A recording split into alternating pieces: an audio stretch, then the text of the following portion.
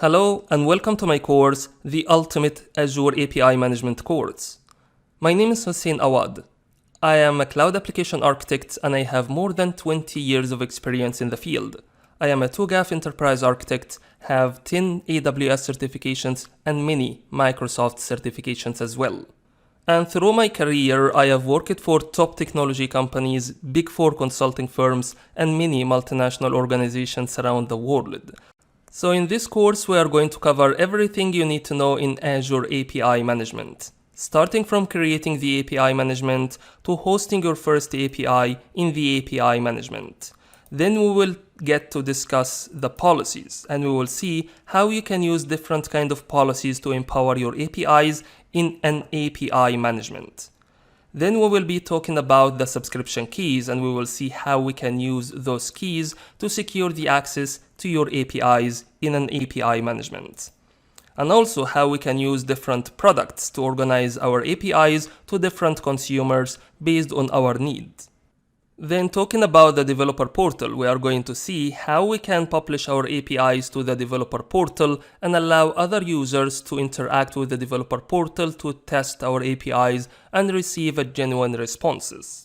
Then we will come into the monitoring and we will see how we can use different monitoring tools to empower us with the information to enhance the performance of our API management. We are going to see how application insights can help us to understand or diagnose the performance bottlenecks in our API management and what are the key metrics we need to understand and how we create alerts to notify us if something went wrong in our API management. Then talking about the infrastructure, we are going to see what are the different pricing tiers for the Azure API management and how we can deploy multiple instances for our Azure API management. Then we will talk about the different virtual network configurations that works for API management. And in here, we are going to see how we can use application gateway that works in conjunction with API management to have both internal and external APIs hosted in the same API management, which is going to be the most cost-efficient deployment for your API management. Then we are going to see how we can store the configuration of our API management in a code repository. And then we are going to extract an ARM template, so we are going to use it to create a CICD pipeline in Azure DevOps. Then we are going to cover the managed identities and how we can use Azure Active Directory for authentication between the Azure API management and the backend Azure functions. As I said before, we are aiming to cover everything in Azure API management during this course. Now that's enough talking about API management. Now let's get started and let's create our first API management.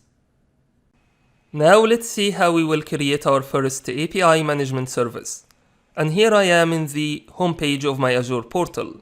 And I can go to the API management service by either clicking on this link here, or I can search for API management in the search box here. So let's go ahead and click on this. Before we go ahead and create our first API management service, let's go ahead and create a resource group for our resources in this subscription.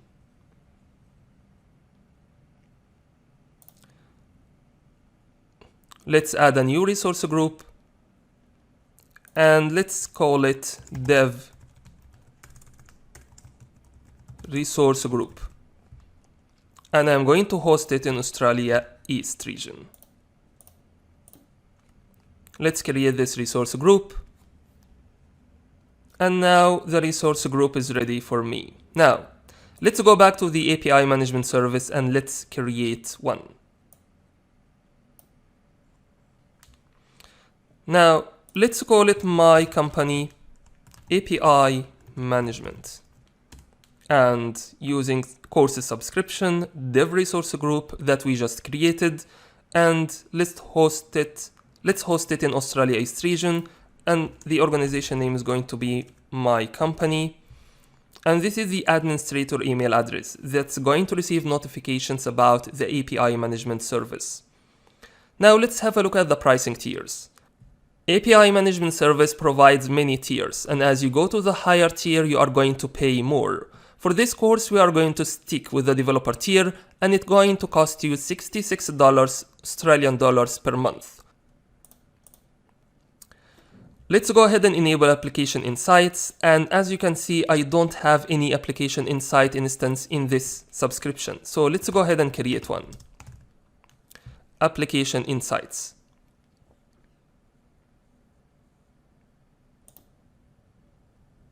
Let's go ahead and add an Application Insights instance, and let's select Dev Resource Group. Let's call it My Company Application Insights. And let's host it in Australia East region as well. And let's select the resource mode to be workspace based. And we need to select a log analytics workspace. And as you can see here, I don't have a log analytics workspace. So let's go ahead and create one. Now let's create a log analytics workspace. Dev resource group for our resource group, and let's call it My Company Log Analytics. And it's hosted in Australia East. Let's go ahead and create the log analytics workspace.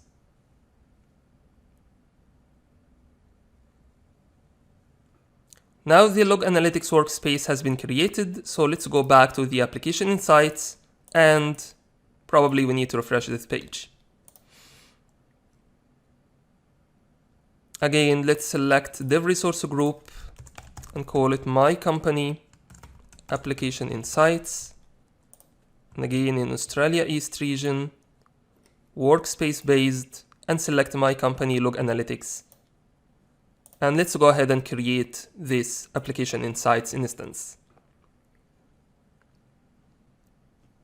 The Application Insights is ready now for me, so let's go back to the Application API Management Service and let's refresh this page.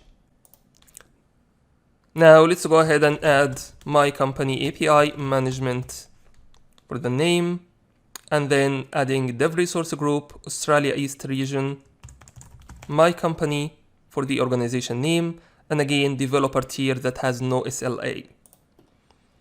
And now let's select My Company Application Insights instance. And let's go ahead and create our API management service. So it's going to take around 30 to 40 minutes for the API management service to be ready. So to wrap up, we have created now an API management service and an Application Insight instance and log analytics workspace. And those are going to be the fundamentals for this course. That's it for this lecture. I hope you enjoyed it, and please feel free to join me in the next lecture. Now let's go ahead and create our first API, and let's head to the API management that we have created. Then let's browse to APIs. And as you can see here, we have an Echo API has been created for me. And it has a bunch of different HTTP operations, get, post, delete, etc. Let's go ahead and create our own API. And let's say we are trying to create an API gateway or API management for LinkedIn, where we want to allow our users to go ahead and create profile or update or delete, and also want to allow them to save a job or apply for a certain job. So let's go ahead and do this. When I create a new API, I can choose from all of those Azure components to be the backend service for my API. And for this course, we are going to stick with the Azure Function app. As you can see here, I need to choose a function app to link it to my API, and I don't have any yet. So let's go ahead and create a new function app. Now let's go ahead and create our Azure Function app. And let's assign it to Dev Resource Group, and let's put LinkedIn profile as the name of our function app. Let's publish it as a code using .NET Core Runtime Stack version 3.1, and let's host it in Australia East. Now let's go to the next page, hosting. It's going to create a new storage account for me because I don't have any storage account in my subscription yet. And let's select the Windows operating system and consumption plan. Now let's go to the next page, monitoring. Now I get to choose either to create a new application insight instance for this function app, or I could choose the previous application insight instance that I've created while I was provisioning the API management. And let's do this. Let's go to the next page, tags. I'm not going to specify any tags. Then let's go ahead and create our function app.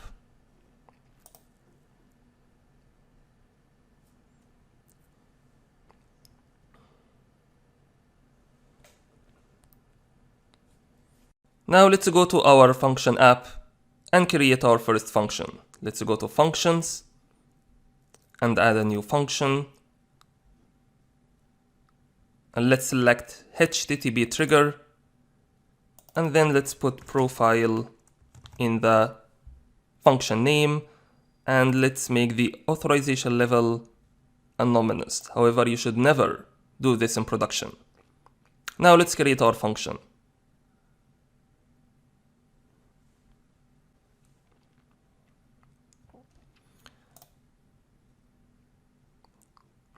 Now the function has been created for me, and let's get inside.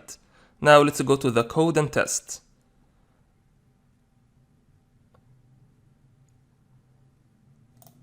And to keep it simple, let's get rid of all of this code and just return a message that says your LinkedIn profile has been created.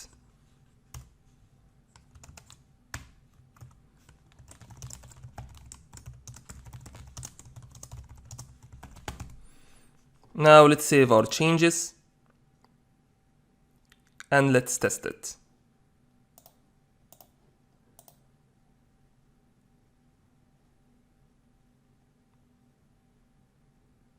Great. 200 response code, my function is working well. Now let's head back to my API management. Now let's go ahead and select the function app.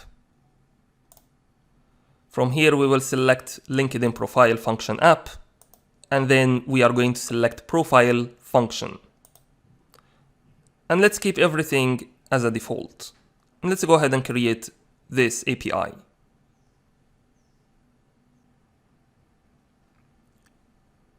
Now the LinkedIn profile API has been created with two operations, get and post. If we look at the get operation, we will see that it's linked to the Azure function app that we've just created, LinkedIn profile. Now, let's go ahead and see how we are going to test this function or this API. We have tested the function app already before, and we made sure it's working perfectly. Now, we want to test it through the API gateway or API management. And in order to do so, let's go to the test tab. And then let's send a request. As you can see, we have got 200 response code that says our API is working well as expected. Now I'm going to show you another way to test your API. So let's go to the developer portal. And let's go ahead and publish your developer portal. Then let's head to developer portal legacy. Then let's browse to APIs, LinkedIn profile. Then let's go to get profile operation. Then let's go ahead and try this API and send a request.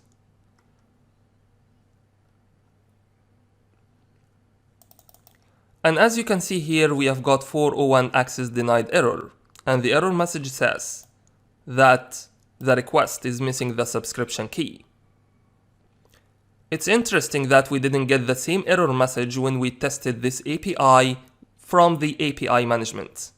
So let's go back to the API management to try to understand why this happened. So let's go to APIs, go to LinkedIn profile API, get profile, and then let's go to the test tab. And as you can see here in the HTTP request that's been sent from the API management, it's already including a subscription key. This is why when we send a request, it passes successfully and returns the 200 response code. So from where this subscription key come from?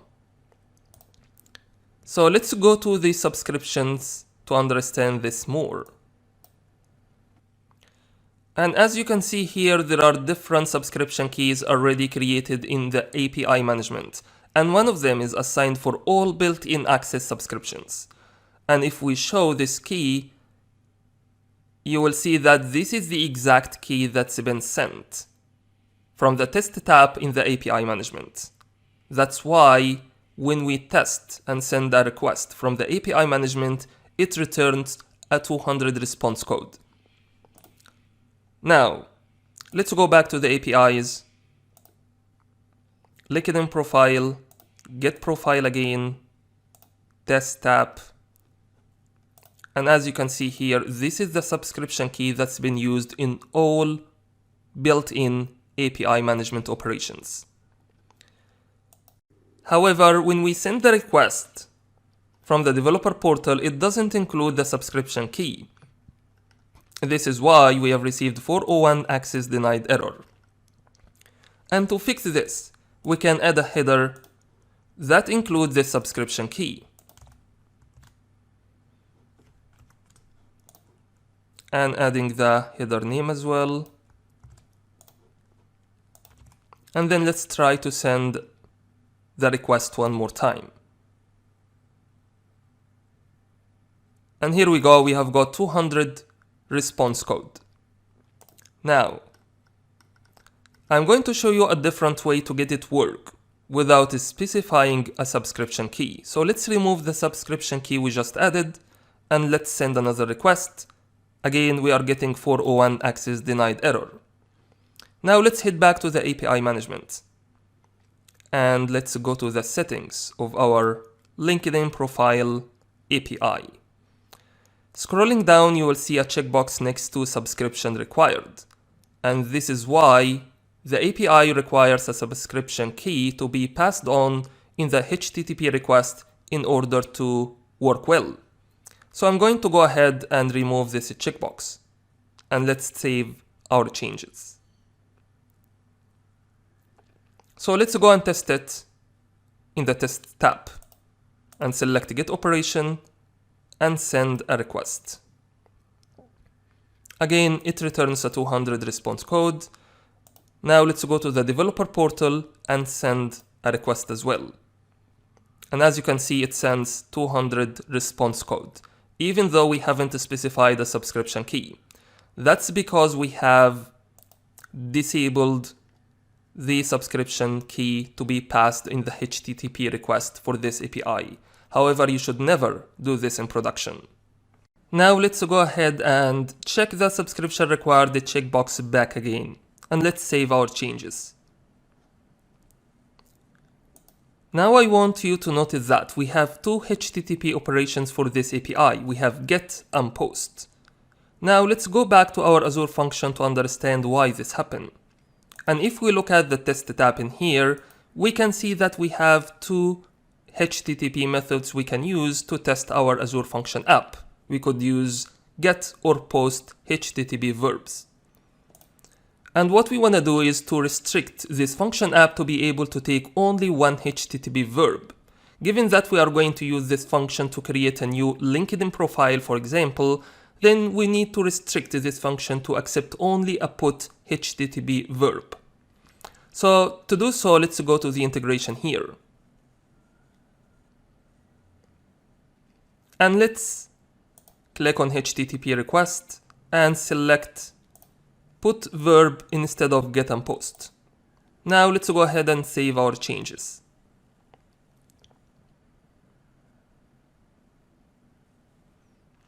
Now going back to the code and test section, and let's go to the test our function. We can see here that we have only put verb is available for us to use. And if we run it, it will return 200 response code. Now, what we need to do is to change our function name instead of profile to make it like create profile or something. But unfortunately, there is no feature to rename a function app from the Azure portal. And to be able to do so, we need to go to the console. And what we need to type in here is ren for rename, and then type in the current function name, and then type in the new function name that we want to have. Let's call it create profile. Now let's go ahead and refresh this page.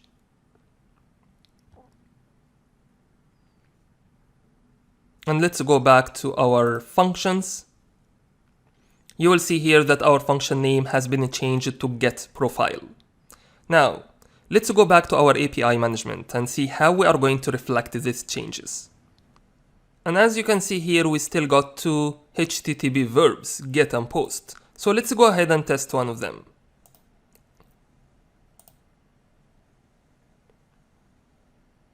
And as you can see here, we have got 404 error. This is because our function app is not supporting these two HTTP verbs anymore. It supports only put verb. Now let's go ahead and update this API by importing a new function app. And let's select our function app, LinkedIn profile, and then let's select create profile function. Then let's import this function app. And as you can see here, we have got a put operation has been created with a create profile. And if we go ahead and test it, it's going to return 200 response code. And if we test post or get one more time, we are going to get 404 because these verbs are not supported anymore in the function app. So we can go ahead and delete these two operations from our API.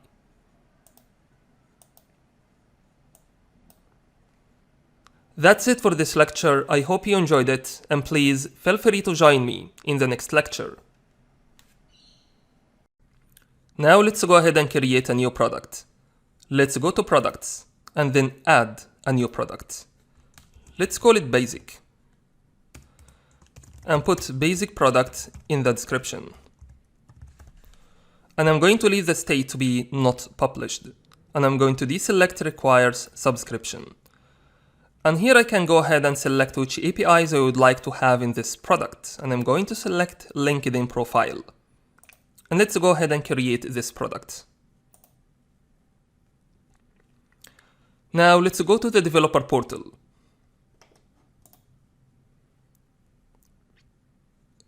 And let's click on Developer Portal Legacy. Let's go to Products. As you can see here, I can see the basic product, even though I haven't published the product yet. And the reason for this is because I'm logged in as an administrator. And being an administrator will allow me to see all the published and unpublished products in my API management. And to prove this, let's sign out from the administrator account. And let's go back again to products. And as you can see, I'm not able to see the basic product anymore. Now, let's go to the basic product and go to settings and then publish our product. So we assume that we will be able to see it as a guest user, right?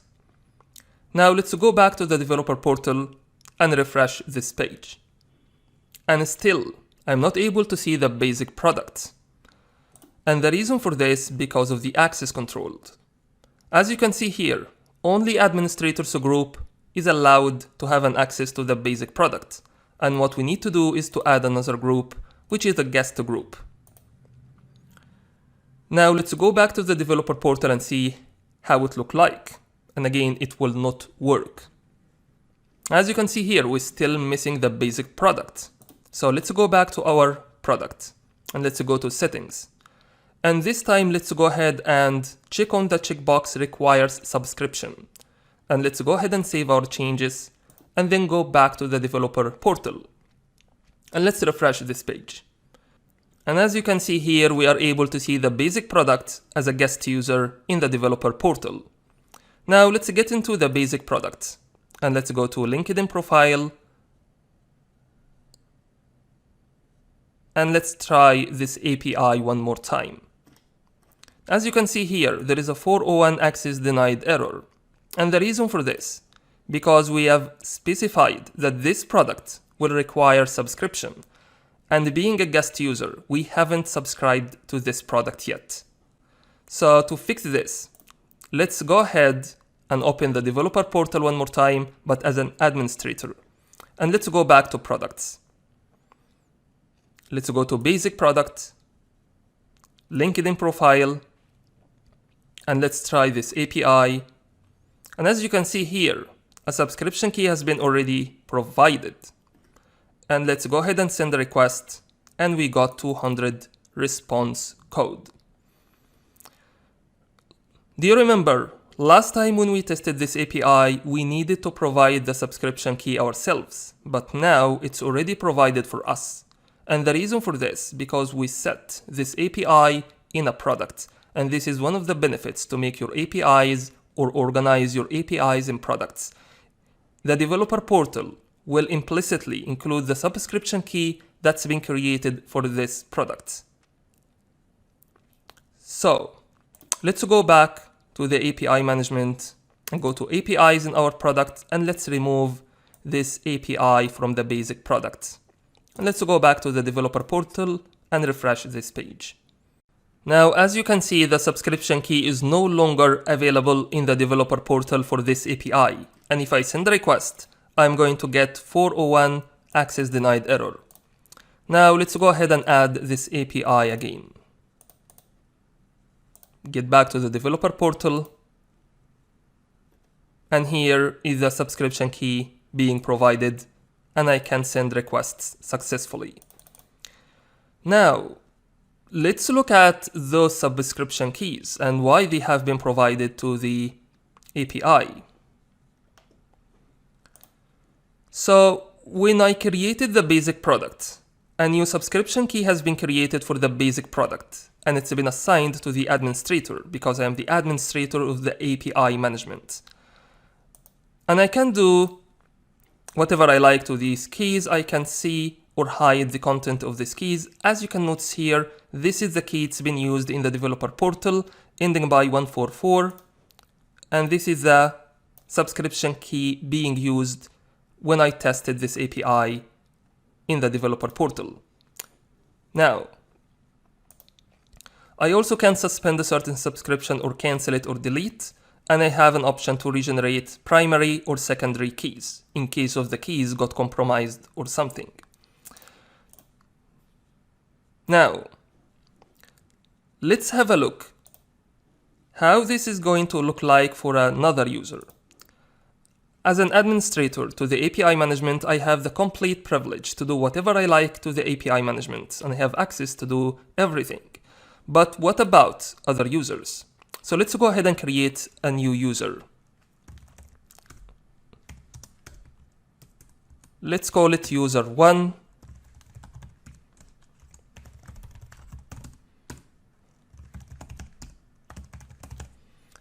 Now this user has been added to our list of users for the developer portal. Now let's go to the developer portal and sign out as an administrator and log back in as a user 1.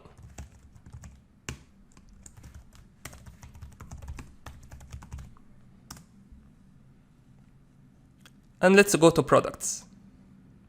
And as you can see here, I cannot see the basic product anymore. So let's go back to the API management and try to figure it out. The reason for this, because user 1 has been assigned in the developers group. And the basic product has been assigned access control for only 2 groups, administrators and guests. And being a user in the developers group will not allow me to see this product. To fix this, let's add developers group to this product as well. Now going back to the developer portal, we are going to see this product in here. So let's get inside. And let's go to LinkedIn profile. And let's try this API And as you can see here, we have got 401 access denied error. And the reason for this, because we don't have a subscription key created for this user. And to fix this, let's go back to products, basic, and let's go ahead and click on subscribe button in here.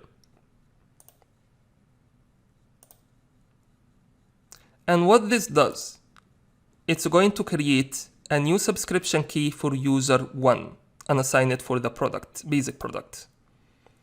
As you can see here, user 1 now has its own subscription key to use basic product. Now, if we go to the developer portal, we will be able to see the subscription key for this API. Now, let's go to this API and test it one more time.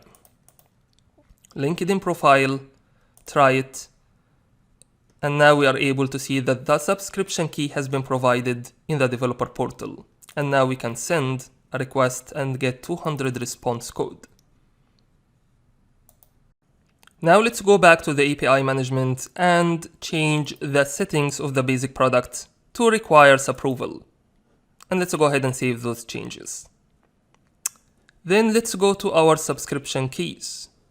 And let's go ahead and cancel the subscription for user 1.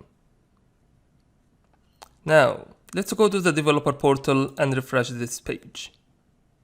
And as you can see here, user 1 is no longer subscribed to the basic product because we just canceled his subscription.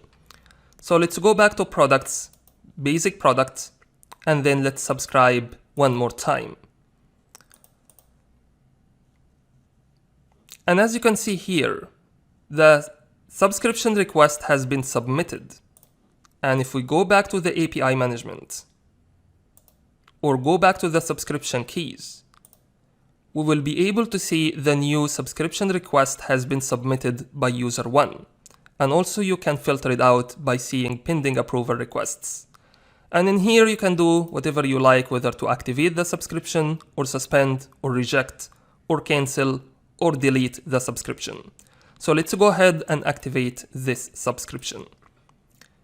Going back to the developer portal, here the subscription key has been provided again for user 1, and we will be able to test our LinkedIn profile API as normal.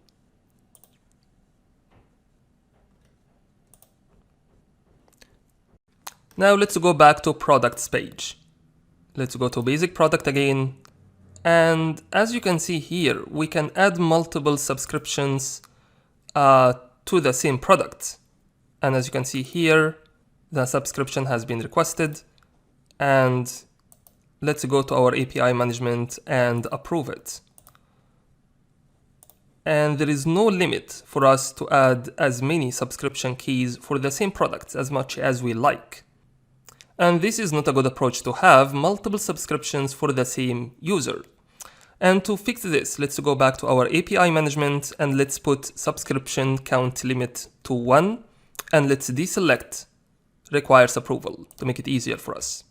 And let's go ahead and save our changes. Now, let's go ahead and cancel both of these subscriptions for the user 1. Now let's go back to products page and select basic product and let's subscribe to this product. And this subscription is active already. Now let's go one more time to products page and try to add a new subscription. As you can see here, we don't have this option anymore because we have already subscribed to this product. And as soon as we cancel this subscription, we will be able to add a new subscription to this user. This is a good way to not flooding our API management with many subscriptions for the same user. Now let's have a look at APIs, and here you can add more APIs to your product or remove APIs from your product.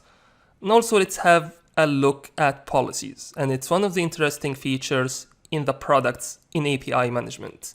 And to understand it well, let's have a look at these two products that's been provided in the API management. We have a starter product, and it has Echo API in it. And also we have unlimited products. And it's also assigned to Echo API. So we have two products assigned to the same API. Now, let's have a look at the policies for the starter product.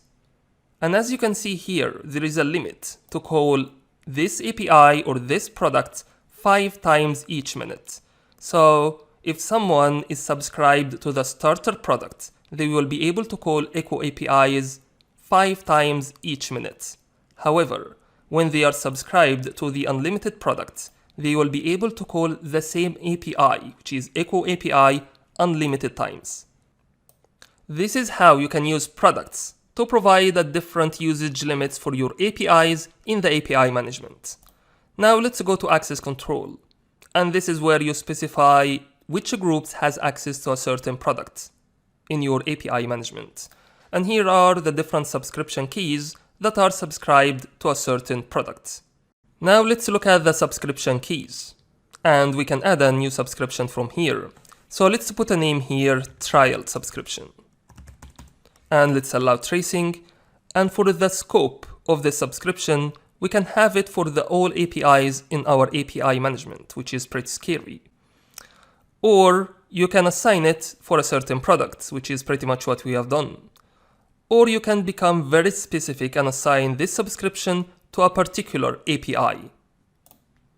And in this case, you need to specify which API you want to create this subscription for. And also you need to select which user is going to be assigned to this subscription. So let's go ahead and create this subscription. As you can see here, we have created the subscription for the Echo API for user 1. Now, let's go ahead and clean up all of those canceled subscriptions for user 1.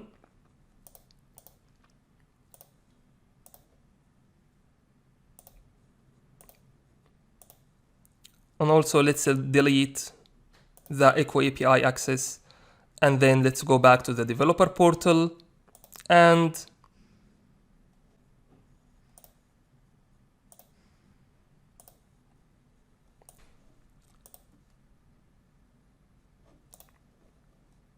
now as you can see here, user 1 is assigned to the basic product.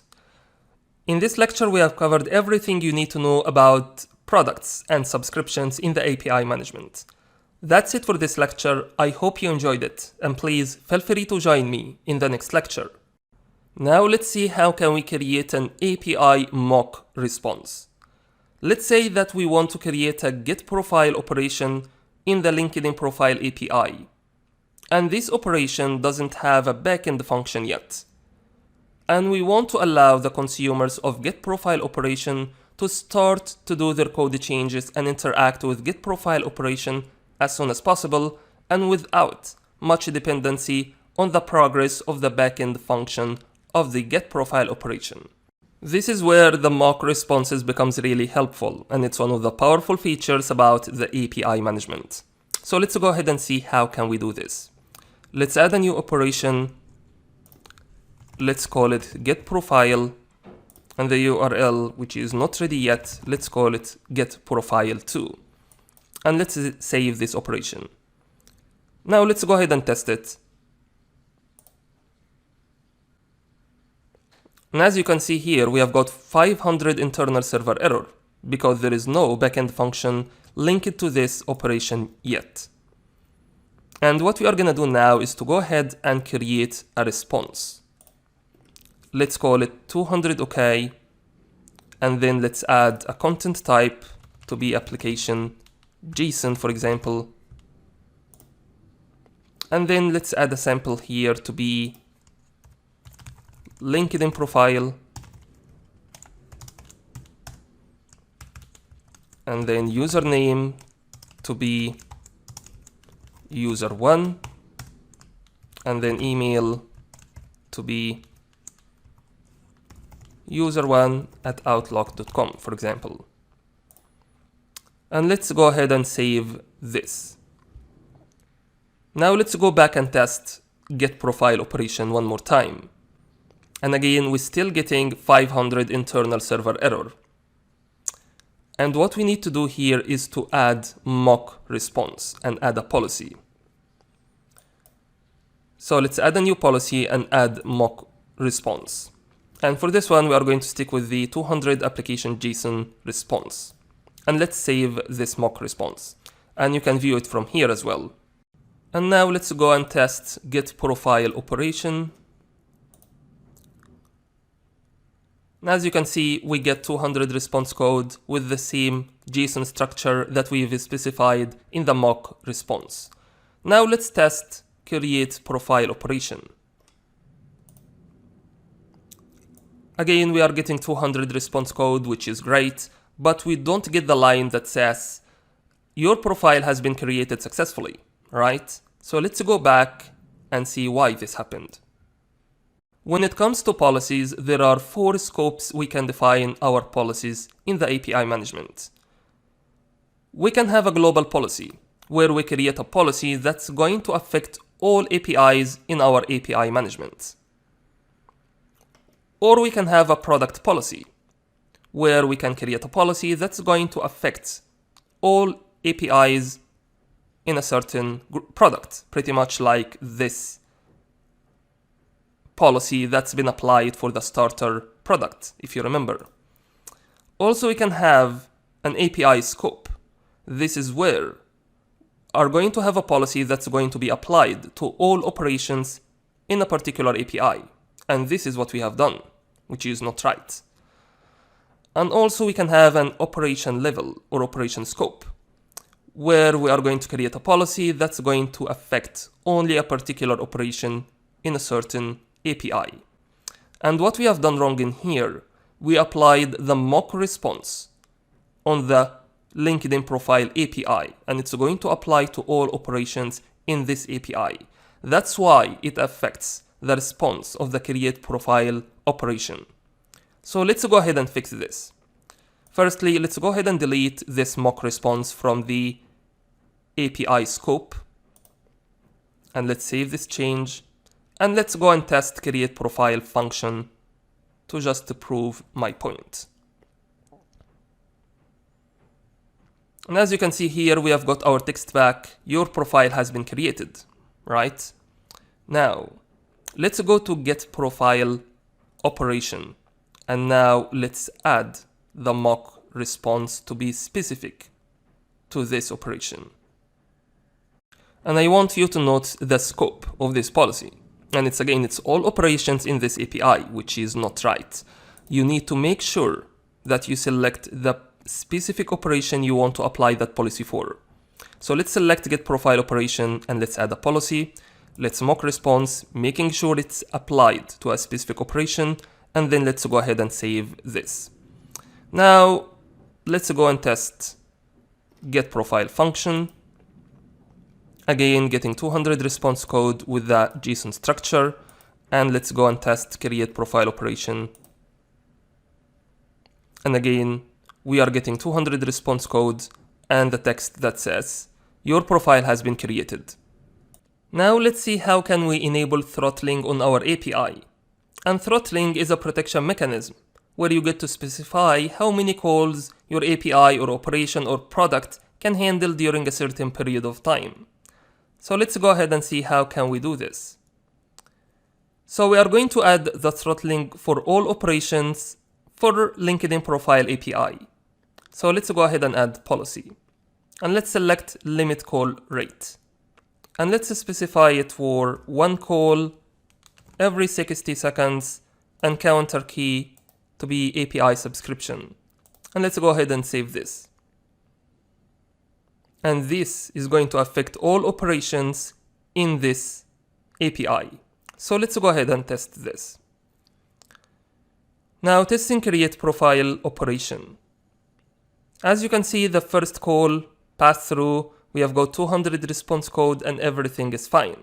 However, the second request is going to fail with 429 too many requests status code.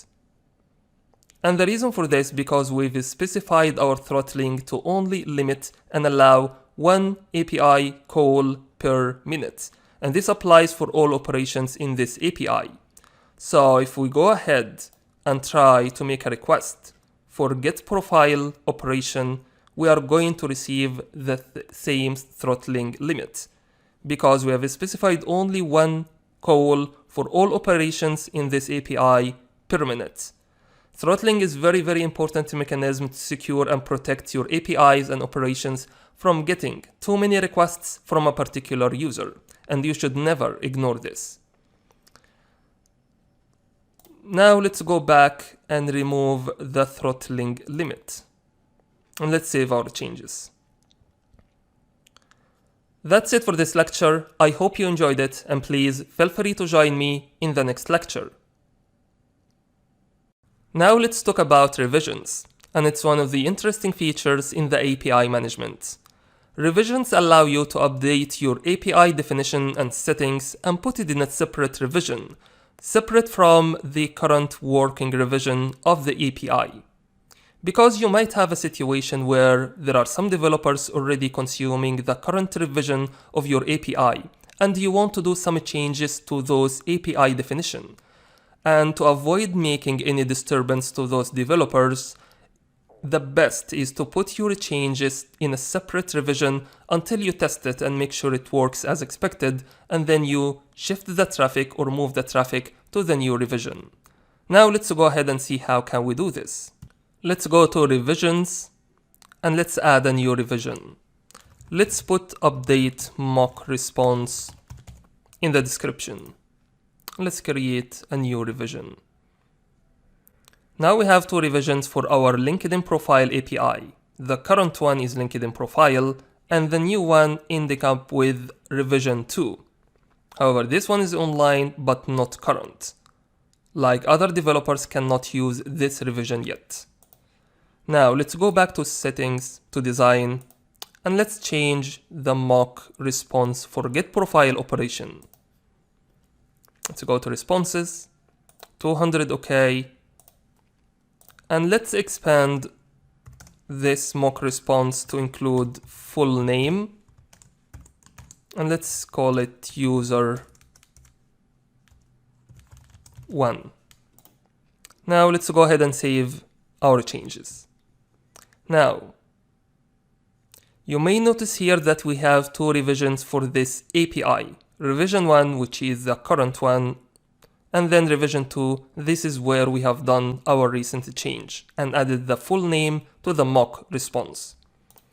Now let's go ahead and test it. As you can see here, we are testing revision 2 of our API, and you can see the full name has been added to the mock response. However, if we switch back to revision 1, and then select Get Profile API and test it one more time, you will see that we are still getting the old mock response that we have specified earlier. So this is how revisions becomes really helpful to allow you to do changes to your API definitions and settings without breaking the current working versions that other developers might be using. And when you are done your changes and you are happy with the result, you can go ahead and make this revision a current revision. But before doing so, let's go to the developer portal and let's open it. Let's go to APIs, LinkedIn profile, get profile, and let's try this operation. As you can see here, we're still getting the old mock response, which include only the username and email address. The new revision is not available yet in the developer portal. It's only available to test within the API management itself. If I'm going to select revision 2 and select get profile operation and test it, you will be able to see that the full name is included in here. And as soon as we make the new revision the current revision, we will be able to see the new update in the developer portal. So here I'm going to put some description, update mock response. Let's go ahead and save this. And if you go to changelog here, you will be able to see the current change that we have just done, and changing the revision 2 to be the current revision. Now, let's go to the developer portal and send the request one more time. As you can see here, now we are receiving the new revision response, which includes the full name in the response. This is how revisions becomes really helpful for you to organize and make your changes without breaking the current working versions, without breaking the current working revisions. Because as we are going to see in the next lecture, revisions are different than versions. And we are going to cover this in more details in the next lecture. And as you can see here, we are still have 2 online revisions of this API. And if we go back to Test tab and select revision 1, get profile operation, and let's copy request URL. Let's test it in the browser. Definitely it's not going to work because I need to provide the subscription key in the header of the request. And you can achieve so by using some tools like Postman or something. However, we are not going to do this in here.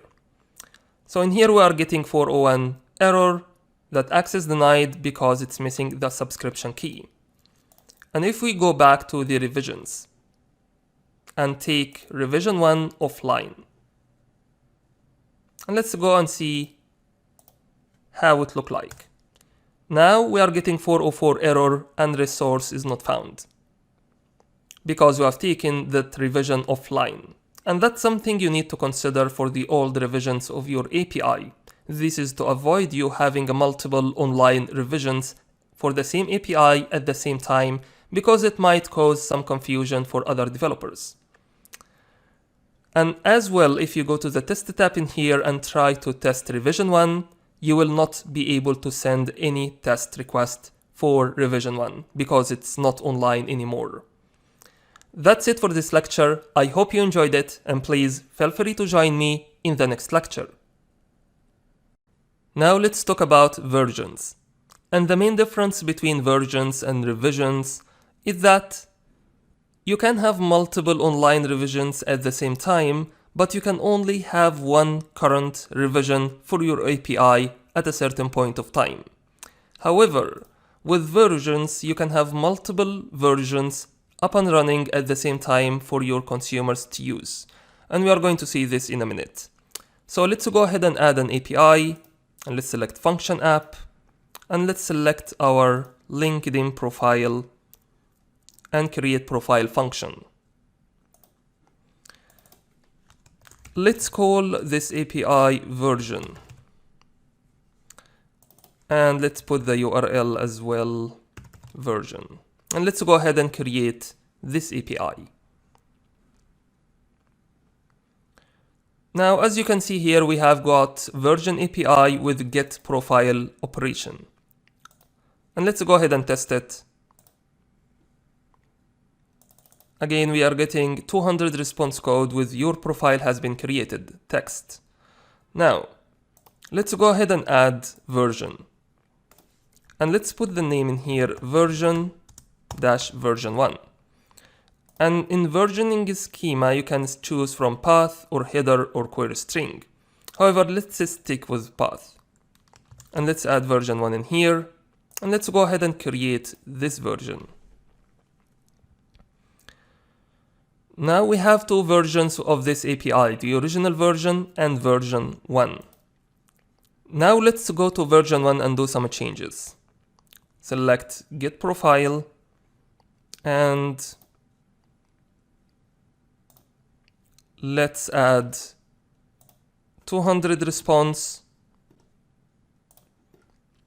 for the application JSON content. And the sample here, we are going to put version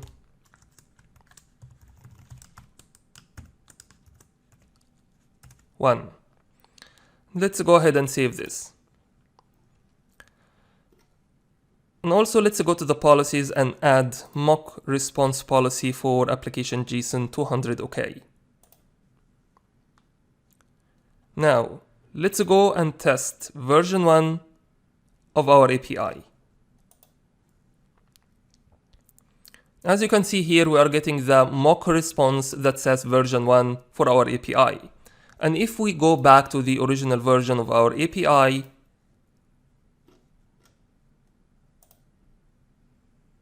we're still getting the original text that says your profile has been created.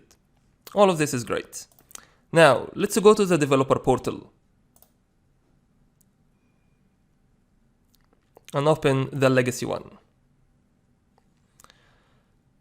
Let's go to products, basic, and we cannot see our API anymore. And the reason for this, because we didn't put our version API in a product yet. So let's go to APIs, and we will be able to see the version API and the two versions that we have, original and V1. Let's go ahead and try to test it. And it will not work because we will need to provide the subscription key for this API. So let's go back and put version API in a product. And we can do this by going to products and select basic product, select APIs, and then add version. We can either have both versions in the same product, or we can have each version in separate products based on your structure and how you organize your APIs in your API management. So for now, let's choose both versions.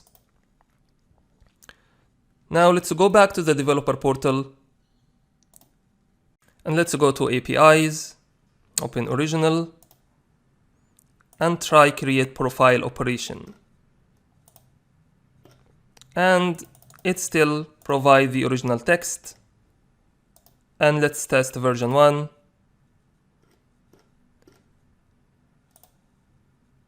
And it provides the mock response that we've specified before. This is how versioning can be very important and useful for API management. And big API providers always have multiple versions of their APIs running at the same time. And when they make a new deployment, they always deploy their API and publish their APIs as a new version, and keeping the old versions as it is. This is to make sure that other consumers and systems that might be using the old APIs are still able to use the APIs without any problems. And also allow other developers and systems to start to migrate to the more recent version of the API at their own pace. Now let's go back to the API management and clean up those APIs.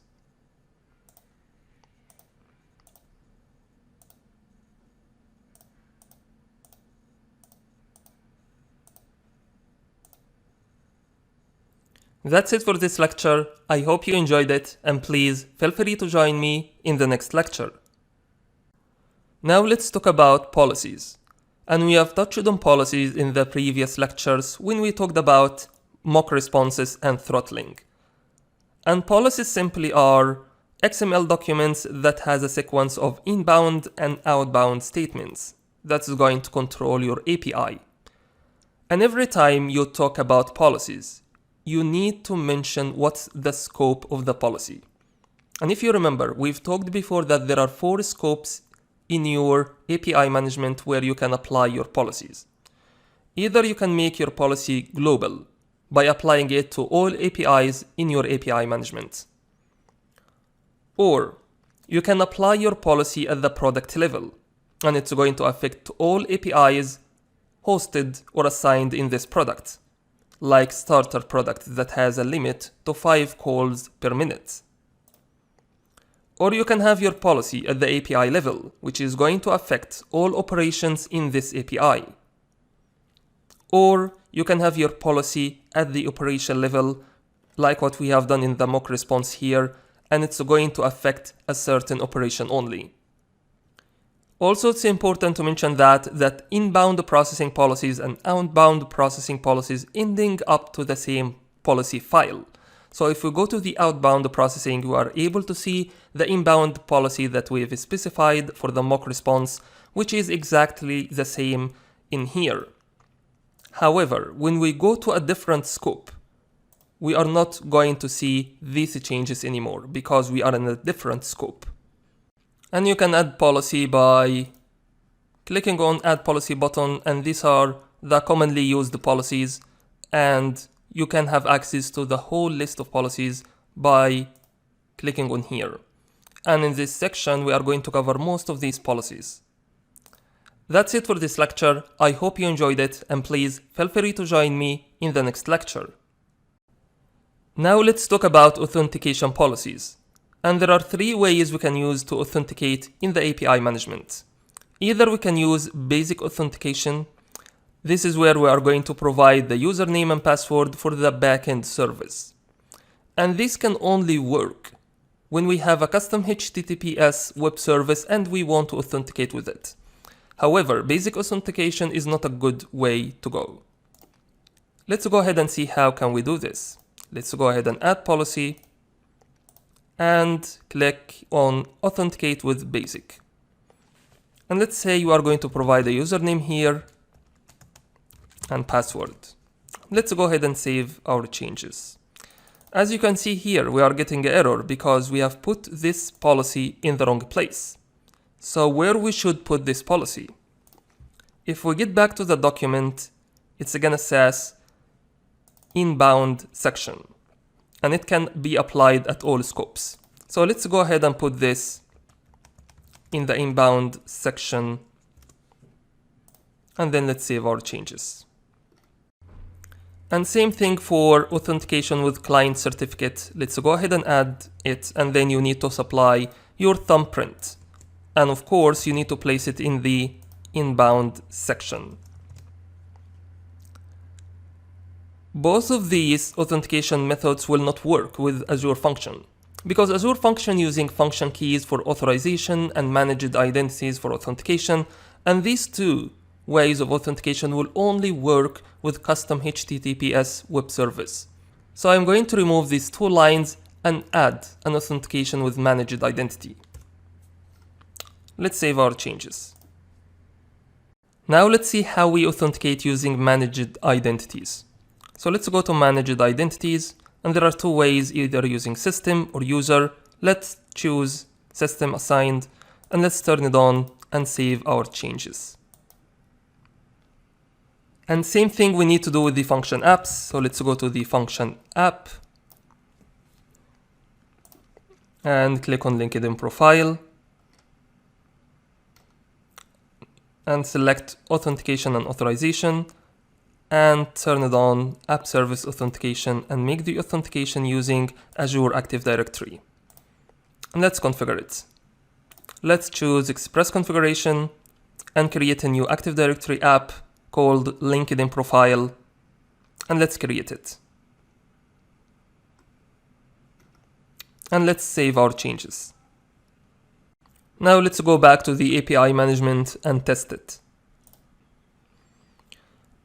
Let's go to APIs, LinkedIn profile API, create profile operation, and let's send a test request.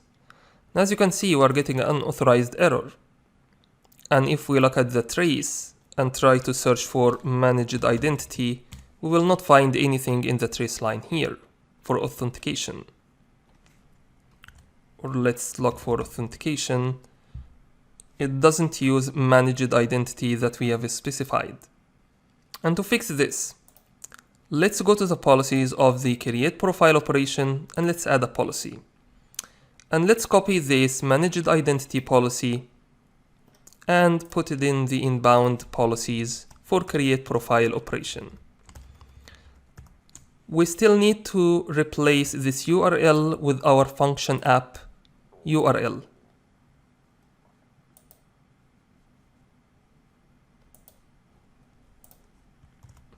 And let's save our changes. And let's test create profile operation one more time.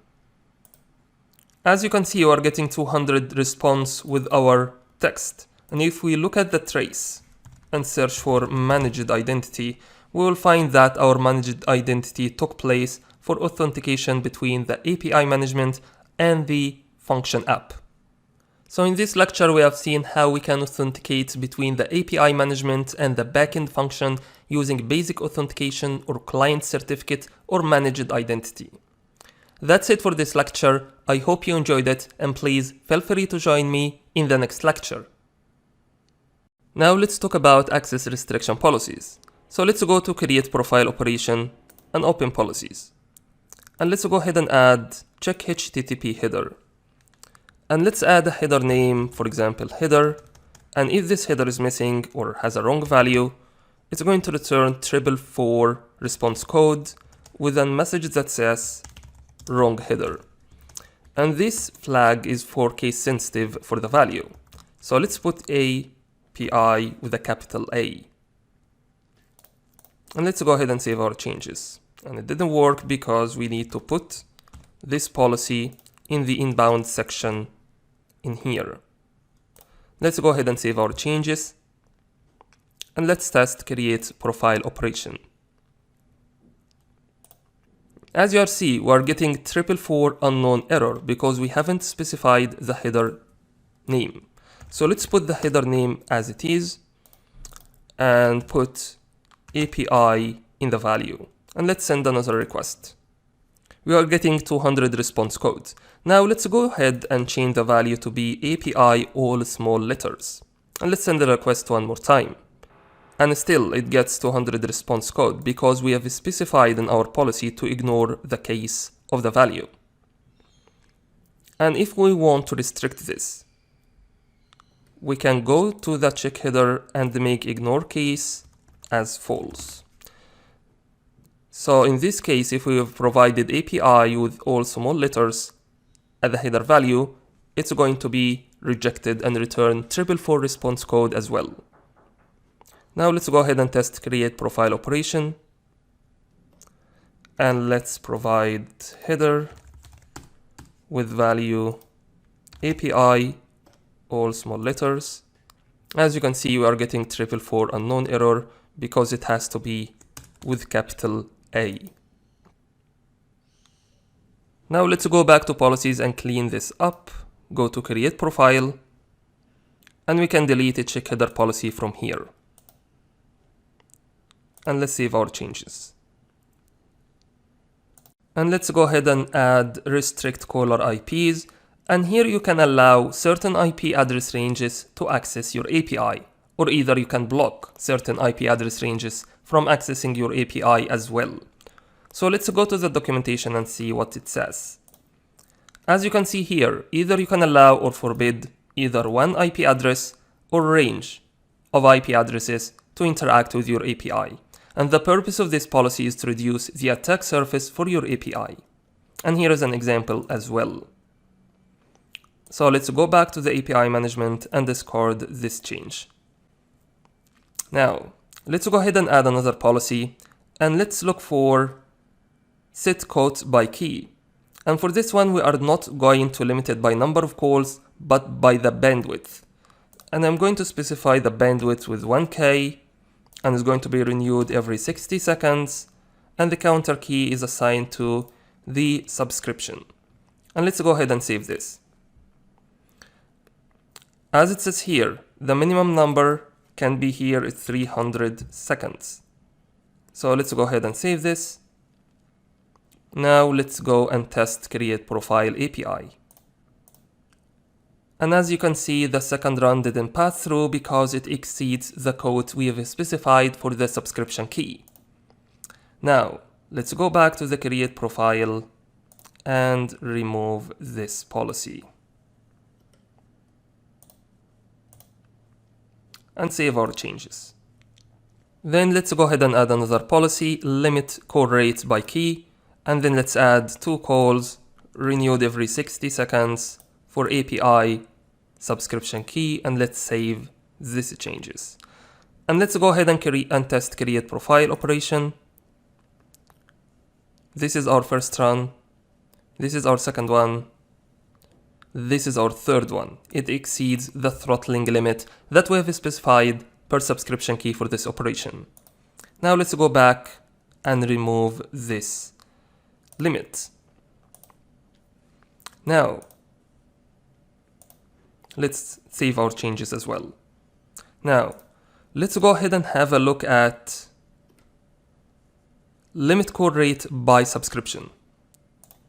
And if you look at here, you specify that limit number of calls, and let's specify them by 2 and renewal period 60 seconds. And let's remove this piece for now. And now let's go ahead and put this limit in the inbound section. Let's save our changes.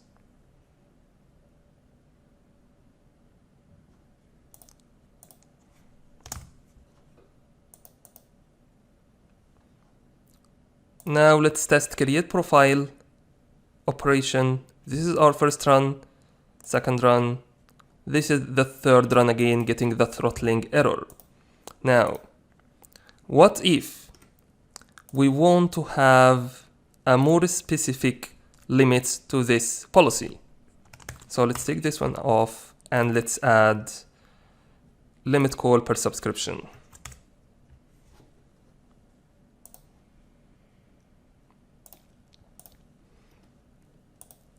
What if we want to limit it to 2 calls and renewed every 60 seconds, and the API name is LinkedIn profile, and the number of calls allowed for this API is 2. And for the operations, let's say for create profile, it's gonna be limited by only 1 call, and for get profile operation limited by another call. And let's go ahead and put this in the inbound section. And as you can see, I cannot save these changes because the scope is different. Here I am at the operation level, and I'm trying to set some policy which is going to act at the API level, so it will not get through. And to fix this, let's take this policy and put it in and save our changes and put this policy in the product for basic product, which has get profile API. And let's put it in the inbound policy and let's save our changes. Now let's go to the developer portal.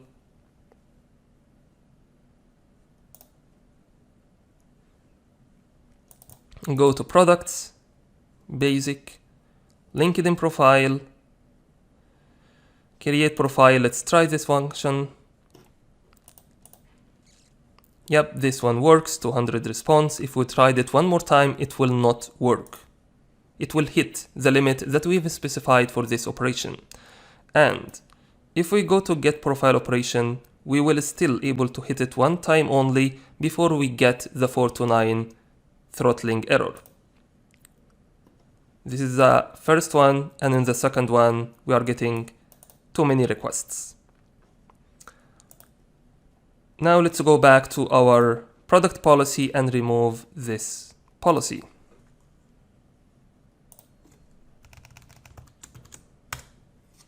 And then let's save our changes. So far we have seen what are the different ways we can use to restrict access to your APIs. And I'm going to put this link in the resources for this lecture. That's it for this lecture. I hope you enjoyed it, and please feel free to join me in the next lecture. Now let's talk about caching policies. And let's go to create profile API and let's add a policy. And let's choose cache response. And let's open the full one and let's put some number in here, the number here in seconds, and leave all the values to the default. And let's save our changes.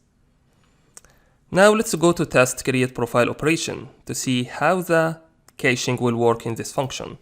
Let's go to trace and search for cache. Probably we need to send another request for the cache to take place, and then searching for cache as well. And as you can see here, the request has non-cacheable HTTP method because we are trying to cache a put operation, which doesn't make sense and it will not happen.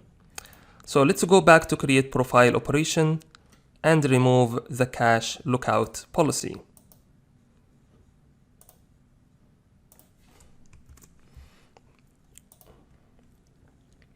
Now let's try to put cache to the get profile operation. It has a get verb, so it should work, right? So let's add a policy, add a cache response, same as before, putting some numbers in here, and leave the values to the default.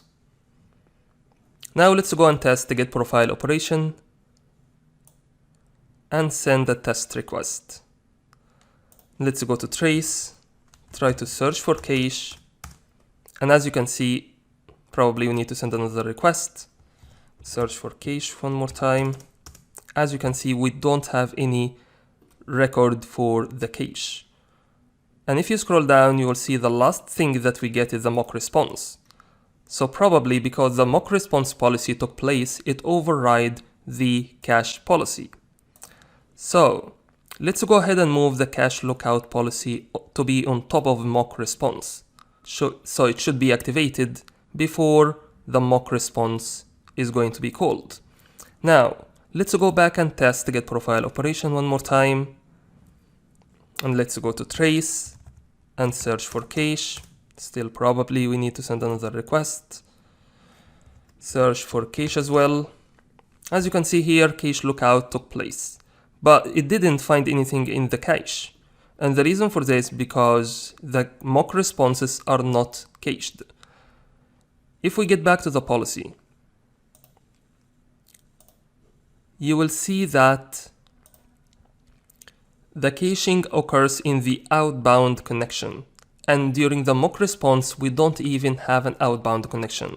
We return the mock response in the inbound request that comes in. So as the request comes in here, it's going to be processed in the inbound processing and return the mock response straight away. It doesn't get through the outbound processing to give it a chance to cache the response. Now let's go ahead and remove the cache lookout from here as well, and let's save our changes. Probably we need to remove this line manually, and then let's save our changes. Now let's go to function apps.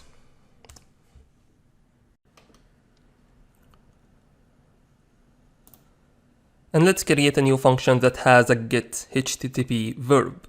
Let's get into LinkedIn profile, go to functions, and let's add a new function.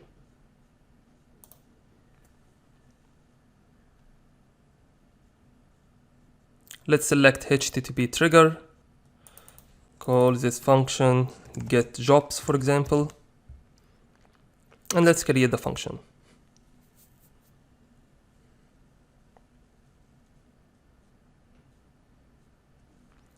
Let's refresh this page and go to get jobs function. Now let's go to the integration section and select HTTP request and only choose get verb to be supported for this function. And let's save our changes. And I'm going to leave the code that's in here as a default code. I don't need to do any changes to it.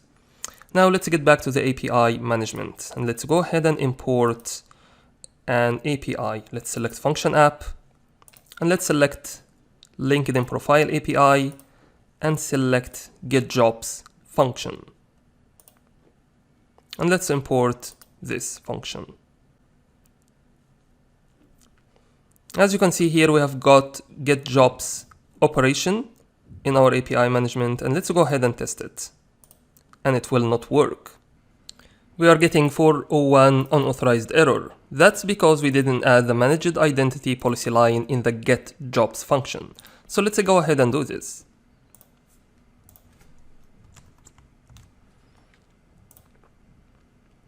Let's go to get jobs function and add the managed identity policy line. Let's save our changes and now test the get jobs function one more time. Now it's working. Now let's go back and add cache for get jobs function. And let's go ahead and add cache response. And let's open the full configuration, put some numbers in here. This time I want you to enable allow private response caching. And keep the downstream caching to private, cache type to be internal, and let's save our changes. Now let's go ahead and test the get jobs function. And let's send another request. And let's go to trace and check what happened to the cache. As you can see here, it resulted in a hit. It returned this response from the cache this time. Now, let's go back to the policy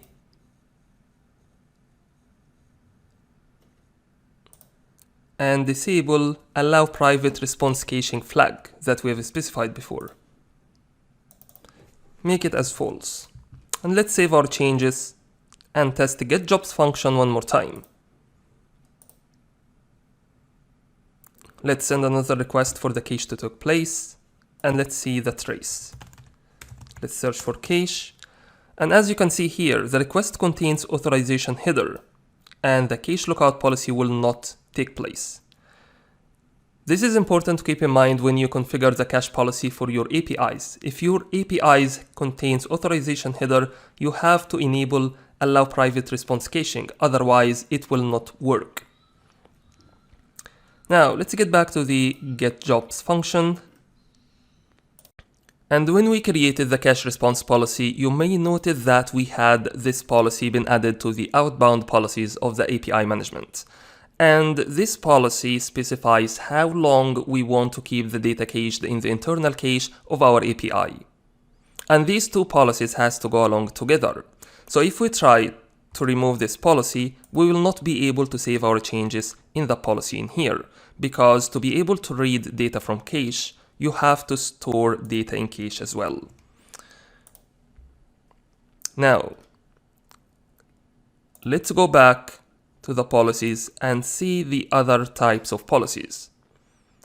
We also are able to get a certain value from cache and store value to the cache. So let's go ahead and see how we can do this.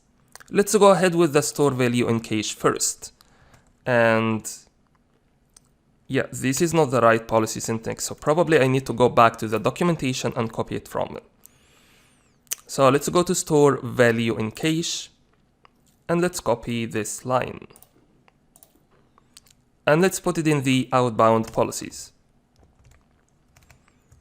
And in here I need to specify the key that I need to look for in the cache, and let's call it key. And the value, let's call it value as well, and leave the duration as it is. And let's go ahead and save our changes.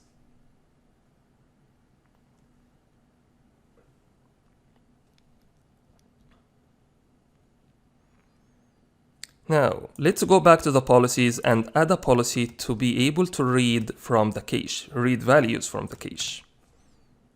And again, let's go back to the documentation and go to the get value from cache and copy this policy and put it in here.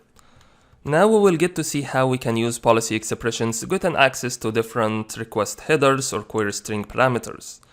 And to do so, let's go ahead and add context, for example, for request dot headers get value or default, and the header that we are going to be looking for has a name header, and the default value is going to be none. And in the variable name here, let's specify context.request, for example. Now, let's go ahead and save this change. Now let's go to test get jobs operation. And let's have a look at the trace. And let's search for cache. And as you can see here, cache lookup for value has been evaluated successfully. However, it didn't find any value in the cache. This happened for two reasons, because this is our first run to run this operation, and this is the first time to be able to cache the key value. And the second reason that we haven't specified any header in our request yet. So let's go ahead and add a header with a name header, and the value of the header is the key, which is that we have used to store the value in the cache. And let's send another request. Now let's search for cache, And in the request here, you can see that lookup for value has found the result in the cache. And if we go along and change the value to something that it's not in the cache, key2 for example, and let's search for cache. And as you can see here, it didn't find any data in the cache. And if we go to the outbound section, you will be able to see how the data is going to be stored in the cache and for how long. Now, let's go back to the get jobs operation and let's go to policies. And the last policy I want to show you is the remove value from cache. And again, it's the wrong syntax. I need to go back to the documentation and copy it from it. Let's search for remove value from cache and copy this line. And let's put it in here. And we need to specify the key that we want to remove from the cache. And let's specify key. And what's going to happen here is we are going to remove the key from the cache straight after we create it, which is pretty much if the key doesn't exist at all in the cache. And of course, you don't want to do this in production. I'm just trying to show you how you can use different policies in the API management. So let's go ahead and save this change. And let's test get jobs operation. Let's search for cache. As you can see here, internal cache didn't find any value because we haven't specified a header yet. So let's go ahead and put header in the name and key in the value. And let's send another request. And let's search for cache. And you will see that still didn't find any value in the cache. And the reason for this is because we have specified in our policy to remove the value from the cache straight after we create it. So it's pretty much if it doesn't exist at all. Now let's go back to our policy and clean this up. Let's go to get jobs. And let's go to policies and clean these policies up.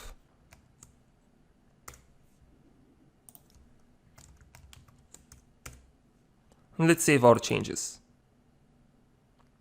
That's it for this lecture. I hope you enjoyed it and please feel free to join me in the next lecture.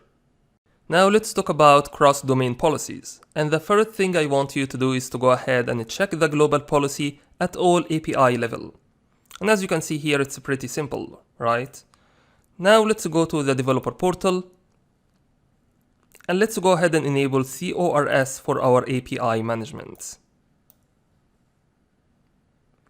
Now, let's go back to our APIs and have a look at the global policy. As you can see here, by enabling CORS from the developer portal, it adds all of these tags to our global policy that's going to affect all APIs in our API management. And through this, we can allow access to other domains to our API management in this domain. So let's go back to the developer portal. And here, we can add or remove other domains to our API management. So let's go to domains in the API management. And this is the current domain that we have.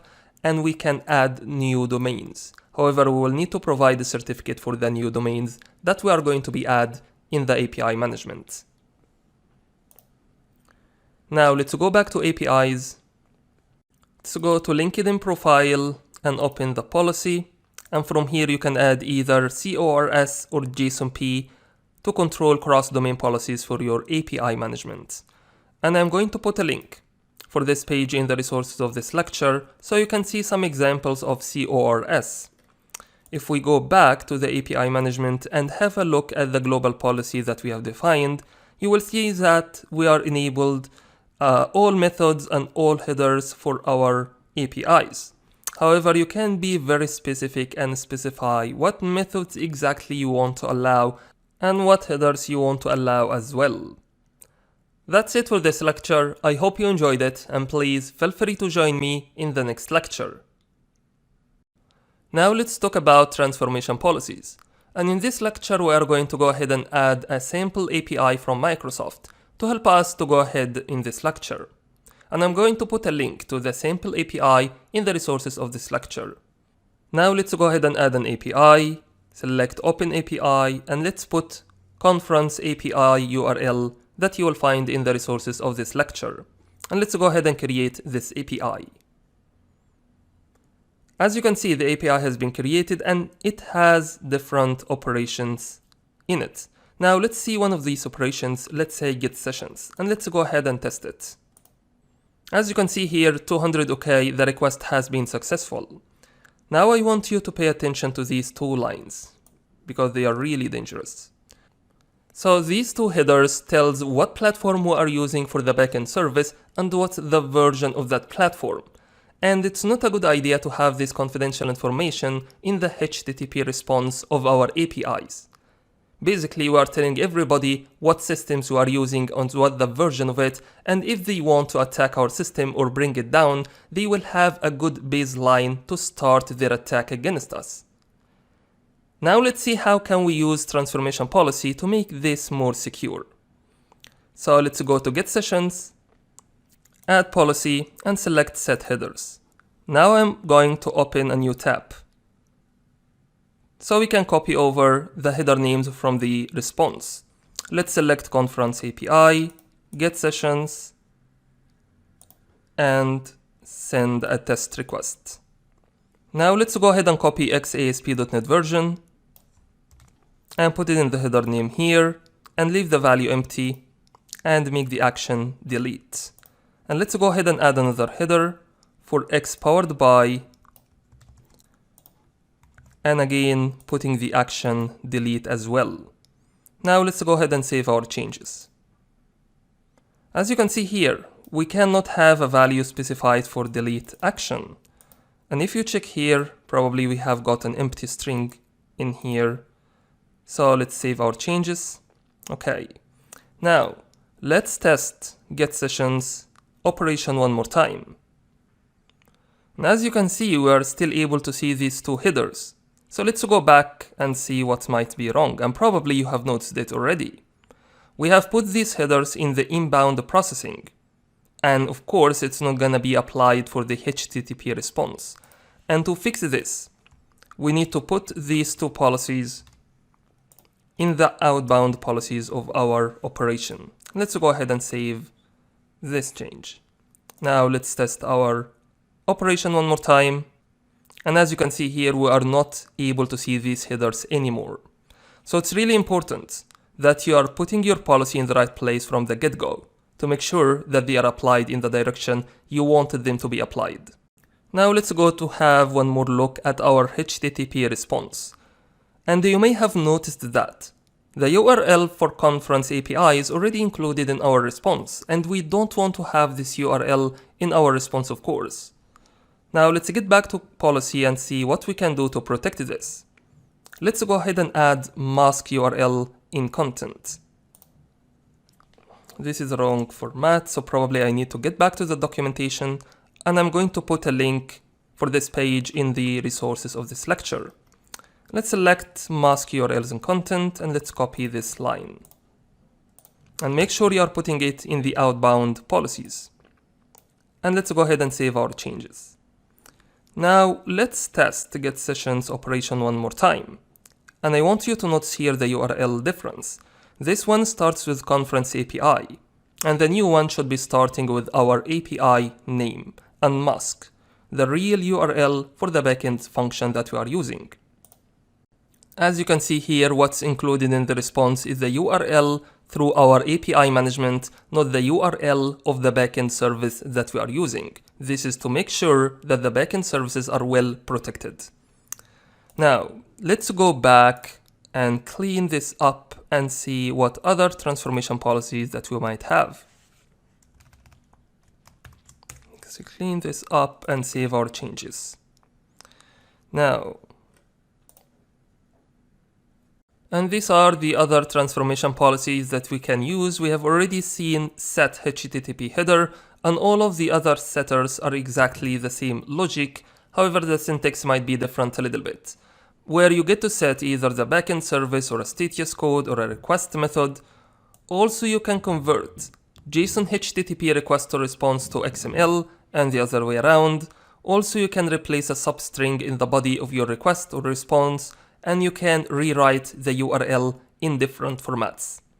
And I'm going to put a link for this page in the resources of this lecture so you can follow along and find some examples of the different kind of policies.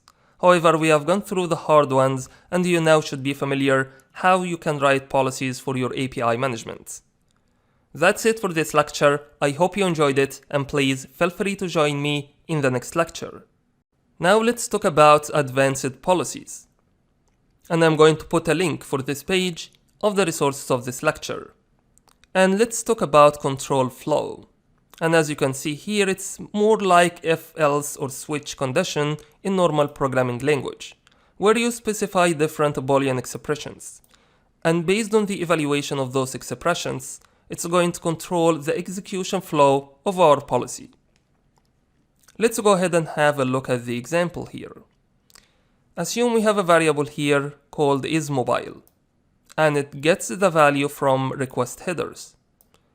And based on the value of isMobile, if it's true, we are going to set a query parameter to be true. And if the value of isMobile is false, we are going to set query string parameter mobile to false. Now let's talk about forward request. When we receive a request, it's being forwarded to the backend service for processing. And what this policy does, it's going to specify a timeout in seconds for the backend service to be able to process and respond back to our request. So let's have a look at example here. Assume that we have specified this policy at the global level, right? We specify the timeout for 60 seconds. Notice here that it needs to specify in the backend tag, not in inbound or outbound, because it's something that affects the backend services.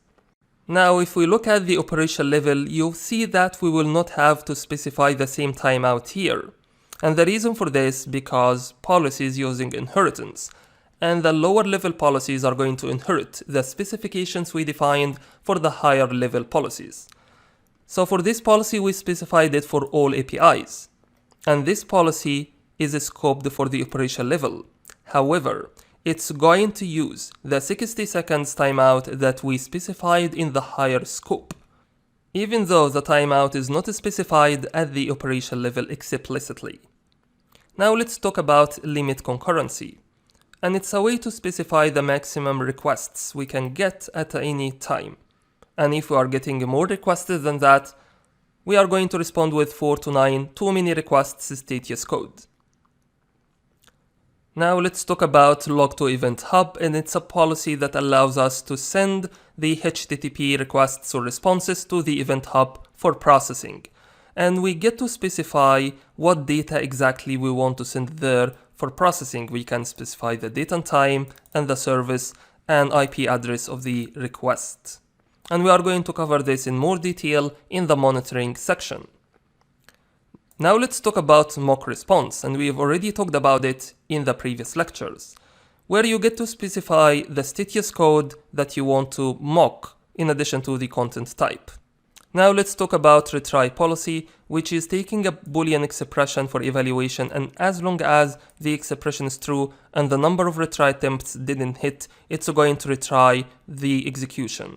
Now, as you can see here, the Boolean expression is the status code equal 500 and the count of retrials is less than 10. Now let's talk about return response. And what it does, it breaks the pipeline execution and return either a default or a custom response. The default one is 200 with no body. However, you can specify a custom response code as well. Now let's have a look at send one-way request. And as it says, it's sending a request without expecting any response back. And let's have a look at this example and it will make more sense.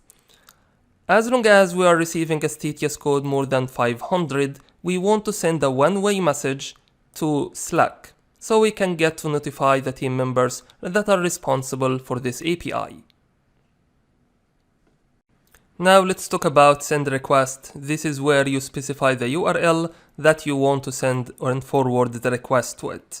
And it needs to be fulfilled within the specified timeout. As you see in this example here, the timeout is 20 seconds, and this is the URL that we want to send the request to.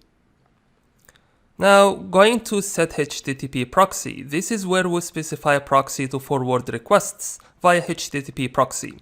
HTTPS are not supported, and you need to specify the username and password in this policy. And look at these three setters. You get to set the request method. As we see in here, you can specify what method you want your request to apply, and also you can set the status code of your request. For example, this one setting 401 for certain condition, and also you can set a variable for your policy to be used. For example, here we created a variable called is mobile, and it's going to take the value from request header. Then we have trace policy here, which helps you to inspect what might be happening in your API and add more information to the trace tab, and we are going to see this in a minute. And finally, we have the wait policy, whether you specify either waiting for all of these conditions to be met or just any one to be met. Now let's go back to the API management and go to the get jobs operation, and let's see how we can add a trace for this operation. So let's go ahead and add output trace information. This is not the right syntax. So let's paste this line, and I'm going to leave everything to the default except these context variables here. I'm going to say this is my trace, for example. And let's go ahead and save this. Now let's test get jobs operation. And let's go to trace. Let's search for trace. As you can see here, we have added this line in the trace to help us getting more information about either the request or response. That's it for this lecture. I hope you enjoyed it, and please feel free to join me in the next lecture. Now let's talk about how we can debug API management policies. As we have already seen from the previous lectures, that while you are using policies in your API management, the chance that your policy file is going to get bigger and bigger are really high. And it's going to be difficult for you to debug and diagnose what might be wrong in your policy file. So in this lecture, we are going to see how we can use Visual Studio Code along with API management extension to help you to debug your policies of the API management. And I'm going to put a link for this page in the resources of this lecture. So let's go ahead and install Visual Studio Code if you don't have it, and also install Azure API Management Extension. It's really easy and straightforward installation process. Here I am in Visual Studio Code, and I have installed API Management Extension. And the first step you want to do is to go ahead and sign into your Azure account. And you can do so by going here and click on Sign into Azure, or you can click on Ctrl-Shift-P and search for sign in command and go for it. Now I have signed into my Azure account, and here are the different subscriptions that I have and different API managements in my account. And let's have a look at the APIs here. And as you can see here, we have LinkedIn Profile API twice. And the reason for this is because we have created a second revision of LinkedIn Profile API in the previous lectures, if you remember. As you can see here, this is the revision 1 of the LinkedIn Profile API. And this is the revision 2. Now let's go ahead and open the revision 2 operations. And let's go ahead and test the get jobs operation. And let's go for start policy debugging.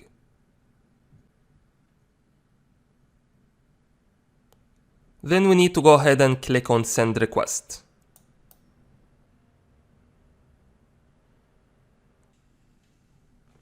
And then we are getting to our policy here, and we can debug it step by step to see how are the different policies are being executed and how they are changing the behavior of our APIs.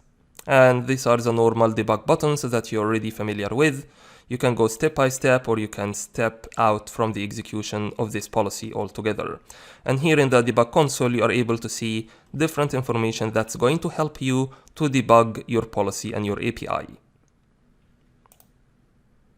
And at the end of this debugging process, you are going to get the normal responses that you are expected to get from the get jobs operation. That's it for this lecture. I hope you enjoyed it, and please feel free to join me in the next lecture. Now let's talk about the API management infrastructure.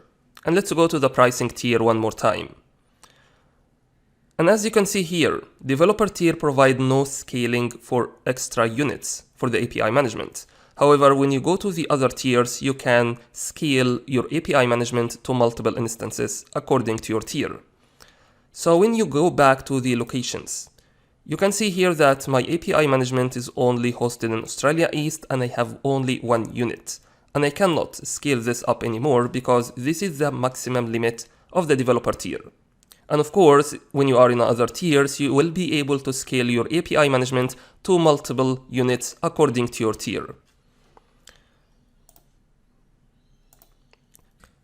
Now I want you to note the virtual network availability in different tiers. It's available only in developer and premium tier.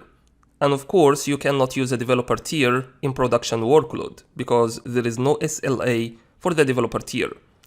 And this is one of the things that makes the premium tier pretty expensive, in addition to the unlimited scaling and how many requests it can handle per each unit. Sometimes you might need to provide a public accessibility to your APIs, like the big API providers in the world. However, in some situations you might need to restrict the accessibility to your APIs to your organization only. And this is when you should consider putting your API management in an internal VNet. And let's go ahead and see how can we do this. Before we go ahead, I want you to notice something in the overview tab here. You may notice that we have only one public IP address is associated with our API management. And when we go and place our API management in an internal VNet, we are going to have two IP addresses assigned to our API management. Public IP address and a private IP address. Let's go ahead and see how can we do this. Let's go to virtual networks. Let's click on internal. Let's select a VNet. Probably it's better to go ahead and create a new virtual network.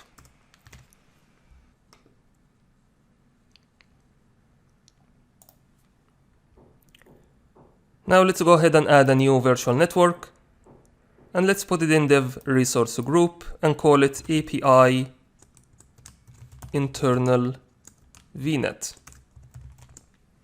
And put it in Australia East region. And leave everything else to the default values. Now let's go ahead and create this VNet.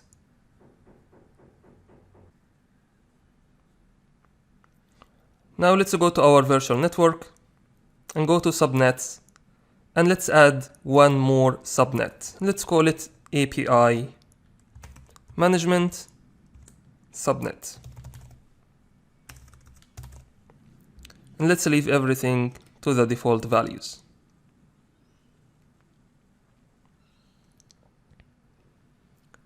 Now let's go back to our API management, and probably we need to refresh this page one more time. Let's select internal and select a VNet. And let's select API internal VNet that we've just created and select API management subnet. And now let's go ahead and save our changes. And it's going to take between 15 to 45 minutes for our changes to take place. So I'm going to pause the recording and get back to you when it's done. After 30 minutes or so, our changes has been applied, and now our API management is hosted in an internal VNet and in the subnet that we have specified before. Now let's go back to the overview and note something. And as you can see here, now we have two IP addresses associated with our API management, public IP address and a private IP address. And this will only happen when you put your API management in an internal VNet. If you are going to put your API management in an external VNet, you are only going to get one public IP address only. Now let's go back to our APIs and see how this change is going to affect our APIs.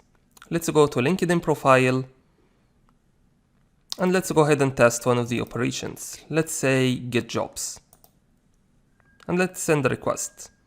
As you can see here, we are getting 400 bad requests because the API management is not reachable. Now let's try to go ahead and open the developer portal. And again, the developer portal is not accessible anymore. All of this because we have put our API management in an internal VNet. It will not be publicly accessible anymore. Now let's go ahead and create a virtual machine. And we are going to put it in the same virtual network, so it will have access to our API management. Now let's go ahead and create a virtual machine. And let's put it in dev resource group and let's call it API virtual machine. Australia East, no infrastructure redundancy required, and let's select Windows Server 2019 and let's select username and password.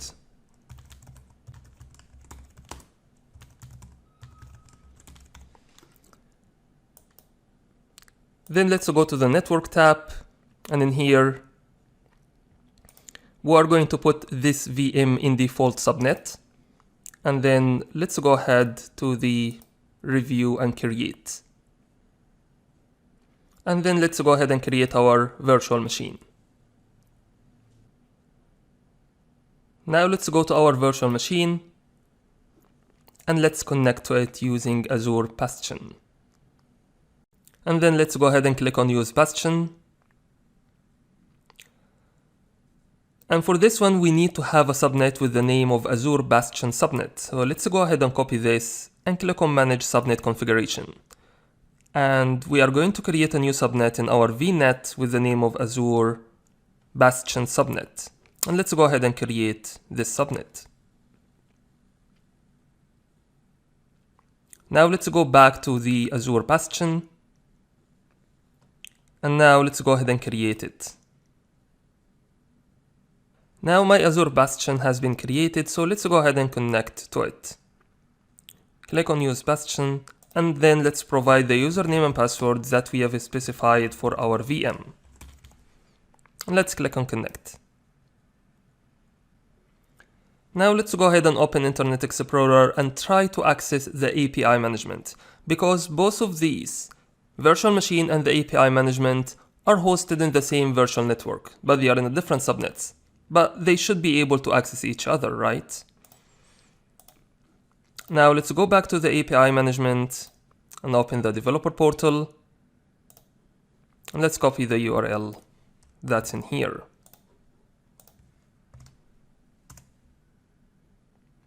And as you can see, we are still not able to access the API management or the developer portal of our API management, even though being hosted in the same VNet. And to fix this, we need to go to the virtual network, then go to subnets, and then select the subnet where the API management is hosted. And then let's delegate subnet to API management service. And let's go ahead and save our changes.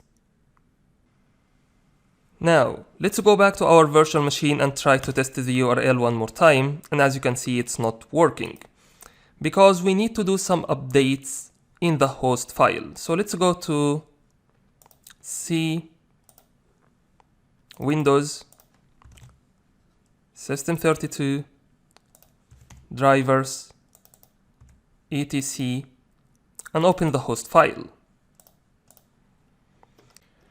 And in here, we need to put the private IP address of the API management. In this case, 10.1.1.5. And then follow it by the URL of the developer portal.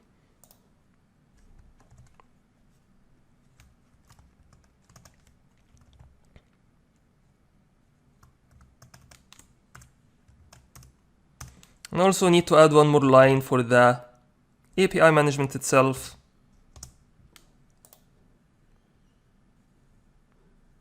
Which we can get from properties, gateway URL. And let's put it in here as well. And let's take out the prefix. Now let's go ahead and save the host file.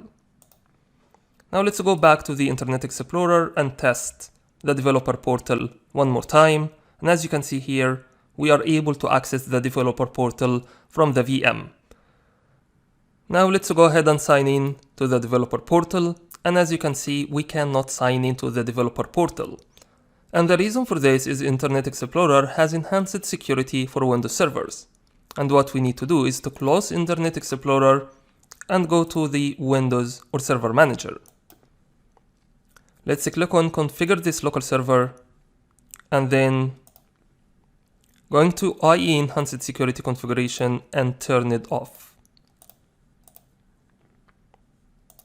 Then let's go back and open Internet Explorer and try to put the developer portal URL one more time. Let's go to sign in and let's put the email address of the user we have created before, username1@outlook.com. I'm putting the password as well. Here we go, and then going to products, basic products, LinkedIn profile, get profile operation, and let's try this operation and send a request. Here we go, 200 response code, and the operation has been succeeded. Now let's go back to the API management and go to the overview. And as you can see here, the repository is disabled for the API management. So let's go ahead and save our API management configuration and settings to a code repository. It's going to make it easier for us when we try to build the CICD for the API management later on. And we are going to cover this in more detail later on through the course. As you can see here, our API management has been committed successfully to the master branch, which is great. Now let's go and have a look at the other components of the infrastructure, which is external cache. We have already seen the internal cache previously when we have worked with the caching policies, but the external cache is different. This is where you are going to provide a connection string for an external cache for your API management to be able to use. However, it's a good rule of thumb to try to use the internal cache that's already provided in the API management first, before consider to have an external cache, because it's going to add more money to your monthly bill. Now let's go ahead and see custom domains, and as you can see here, you can create a custom domains or host name for different API management components. However, you would need to provide a certificate for this one, and the easiest way you can create a certificate by using Key Vault. Now let's talk about gateways, and sometimes they call it self-hosted gateways. And it supports hybrid and multi-cloud environment where it allows an organization to manage all of their APIs either on-prem or Azure or AWS or any cloud environment, managing all of that from only one single API management instance. And to do so, let's go ahead and add a gateway. Let's call it self-hosted or self-hosted. Yep. Location here is Australia, East. And then you need to select the APIs that you want to have in the self-hosted gateway. Now, when we go into the gateway in here, go to the deployment tab, you will be able to see the commands that you will need to run either on Docker or Kubernetes to be able to install or have or provision the self-hosted API management in your Docker or Kubernetes instance. And also, you're able to see the different APIs that you have in your gateway, and also you can add more APIs if you would like. And also you are able to define host names and the keys for your self-managed or self-hosted API. And by doing so, you are going to lose some of the out-of-the-box features that's already provided in the API management in the Azure portal. Now let's go ahead and clean this up. That's it for this lecture. I hope you enjoyed it, and please feel free to join me in the next lecture. Now let's talk about Application Gateway and how it can be really helpful when it works together with API management. Assume you have a scenario where you have set of internal APIs that are restricted for internal use. At the same time, you have set of external APIs that you want to share with external customers. Of course, it's going to be really difficult to build, maintain, and also very expensive if you are going to have two API managements, one for the internal APIs and one for the external APIs. And what Microsoft recommends in here is to have only one API management and host it in internal VNet. And then we are going to have our internal APIs and external APIs hosted in this API management. And we already know from the previous lectures, as soon as we put our API management in an internal VNet, our API management will not be publicly accessible anymore to the external customers. And it will only be accessible to the internal customers that are connected to the internal VNet. So the internal customers or internal systems will be able to access the internal APIs that are hosted in the internal VNet. But the external customers will not be able to reach the external APIs at the moment. This is why we need to bring in the application gateway and put it in between. So the application gateway here will work as WAF or Web Application Firewall, and it's going to use URL-based routing to direct external customers' traffic to the external APIs that are hosted in an internal VNet. At the same time, it's going to block any external traffic that will be directed to the internal APIs because they should be protected from external traffic. Now let's go ahead and see how can we provision application gateway to make this architecture work. Now let's go to our Azure portal and let's open our API management instance. Scrolling all the way down to custom domains, and let's add a new one. Selecting gateway type, and let's put api.mycompany.com in the host name. However, it's important to mention from the get-go that this scenario will not work because I don't have a DNS record for mycompany.com.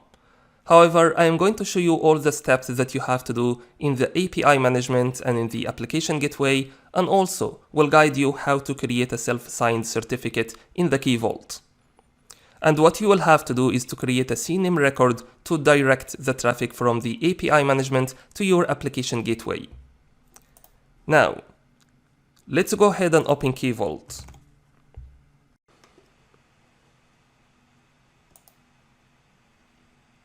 And let's go ahead and add a new Key Vault.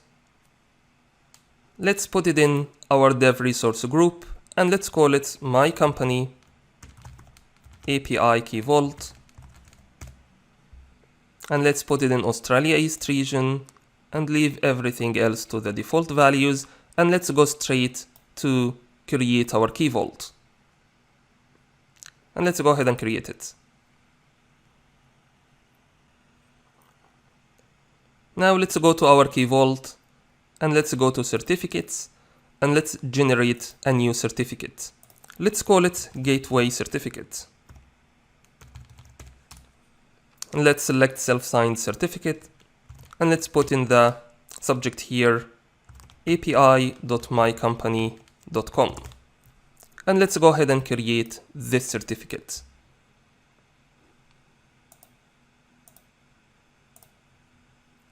Now let's go back to our API management and select this certificate from our Key Vault.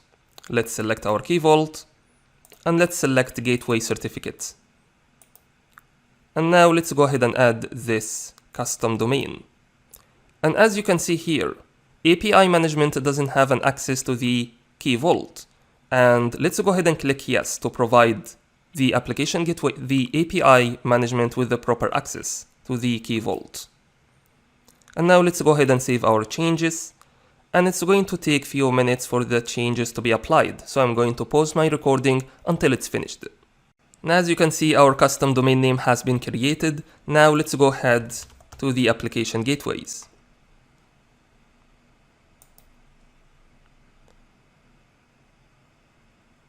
And let's add a new one. Let's put it in dev resource group, and let's call it application gateway. Put it in Australia East region, and select the tier to be WAF version 2. WAF stands for Web Application Firewall, auto scaling off, and let's put it in our internal VNet. And as you can see here, the application gateway has to be in a subnet by itself. So let's go ahead and do this. And let's add a new subnet, and let's call it application gateway subnet.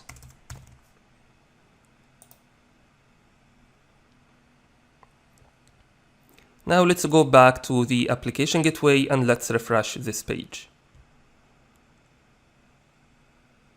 And again, we are going to put it in dev resource group. We are going to call it application gateway Australia East WAF version 2 auto scaling off, and we are going to put it in our internal VNet and in the application gateway subnet that we have just created. Now let's go to next steps. Here we need to specify a public IP address or a private IP address for our application gateway. So let's go ahead and create a new one. Let's call it application gateway IP. And let's go to the next step. Now we need to add two backend pools. One backend pool that's going to be directed to our API management, and the other pool that's going to be terminate the traffic and doesn't redirect the traffic anywhere else. So the first pool, it's gonna call it API, and in here I'm going to put the private IP address of my API management. And let's go ahead and add this. And then let's add another pool. Let's call it sync pool. And we are not going to assign any target with this pool. Let's go ahead and add this, and let's go to the next step. Here we need to define the routing rules for our application gateway. So let's go ahead and define rule 1, and let's call this listener 1. However, you should use a proper names for your listener and rules because you will not be able to change them once you create your listener and rules. And front end IP, let's select public, HTTP, port 80, leave everything to the default values. However, in production, you should consider using HTTPS and certifications. Now let's go to the backend targets and let's select API. And for HTTP settings, let's go ahead and create new settings. Let's call it HTTP settings 01, HTTP, all default values. And then let's go ahead and add this. And again, in production, you should consider using HTTPS in this settings. Let's go ahead and add this. Now let's add a path-based routing here. So for the internal routes, in the URL, it's going to be targeted to the sync pool, internal target. And here we are going to use HTTP settings 1, and it's going to be directed to the sync pool, which is not going to pass this request anywhere. However, if we have an external in the URL, then we are going to pass this one, external target. Then we are going to pass this request using HTTP settings 1 to the API backend target. Let's go ahead and add this one, and then let's add this rule. Now let's go to the next step, and let's go ahead and create our application gateway. And again, it might take a few minutes for the application gateway to be ready, so I'm going to pause my recording until it's done. Now the application gateway is ready for me, so let's go to application gateways and app gateway. And as you may notice here, we have got a notification that says one or more of the backend pools are not healthy. And the reason for this is that we need to create a specific props for the API management. So let's go ahead and add one. Let's call it API management health check. Let's make it HTTP, and for the host name, let's go ahead and copy the gateway host name. And for the path here, we need to get back to the documentation and add a specific path to be able to get the health check of the API management. So let's scroll all the way down here, and we need to have this path in the health check for the API management to be able to return a proper response. Now let's check the HTTP settings and let's go ahead and test this health prop before we add it. As you can see here, it succeeded, so let's add this health prop. And now let's go and check the backend health. And as you can see, it's healthy. And now let's go to connection troubleshoot. Now let's specify our IP manually and let's put the private IP address of our API management 10.1.1.7 and let's specify port 80 and let's check the connection. And as you can see here, it's been succeeded and the first hop has been to the application gateway and then destination to the API management. And as I said before, I will not be able to demonstrate this scenario for you because I don't have a custom domain name for my API management. However, in the production you should consider using HTTPS along with an SSL certificates to secure the connections between the client and the application gateway and between the application gateway and the API management. Now let's go ahead and clean this up. Let's go to overview and delete the application gateway. And then let's go to the key vault and delete our key vault as well. However, we should go to the API management and delete the custom gateway that we have created before because it uses this key vault. Let's go ahead and delete this one and then let's save our changes. Now let's go and delete our key vault. Let's go ahead and delete it. Then let's get back to the API management and turn off the virtual network that we have created before so we will be able to use the API management as we used to. Let's go ahead and save our changes. It's going to take some time, like 30 minutes or so. Now we have everything cleaned up. Now let's go to all resources. We have one more thing we need to do manually. Scroll down to the public IP address that we have created. It doesn't delete automatically when we delete the application gateway, so we have to delete it manually in here. So let's go ahead and delete it as well. And then let's go ahead and delete the virtual machine that we have created, API VM, and its public IP address, network security group, and anything might be associated to it. So let's go ahead and delete this as well.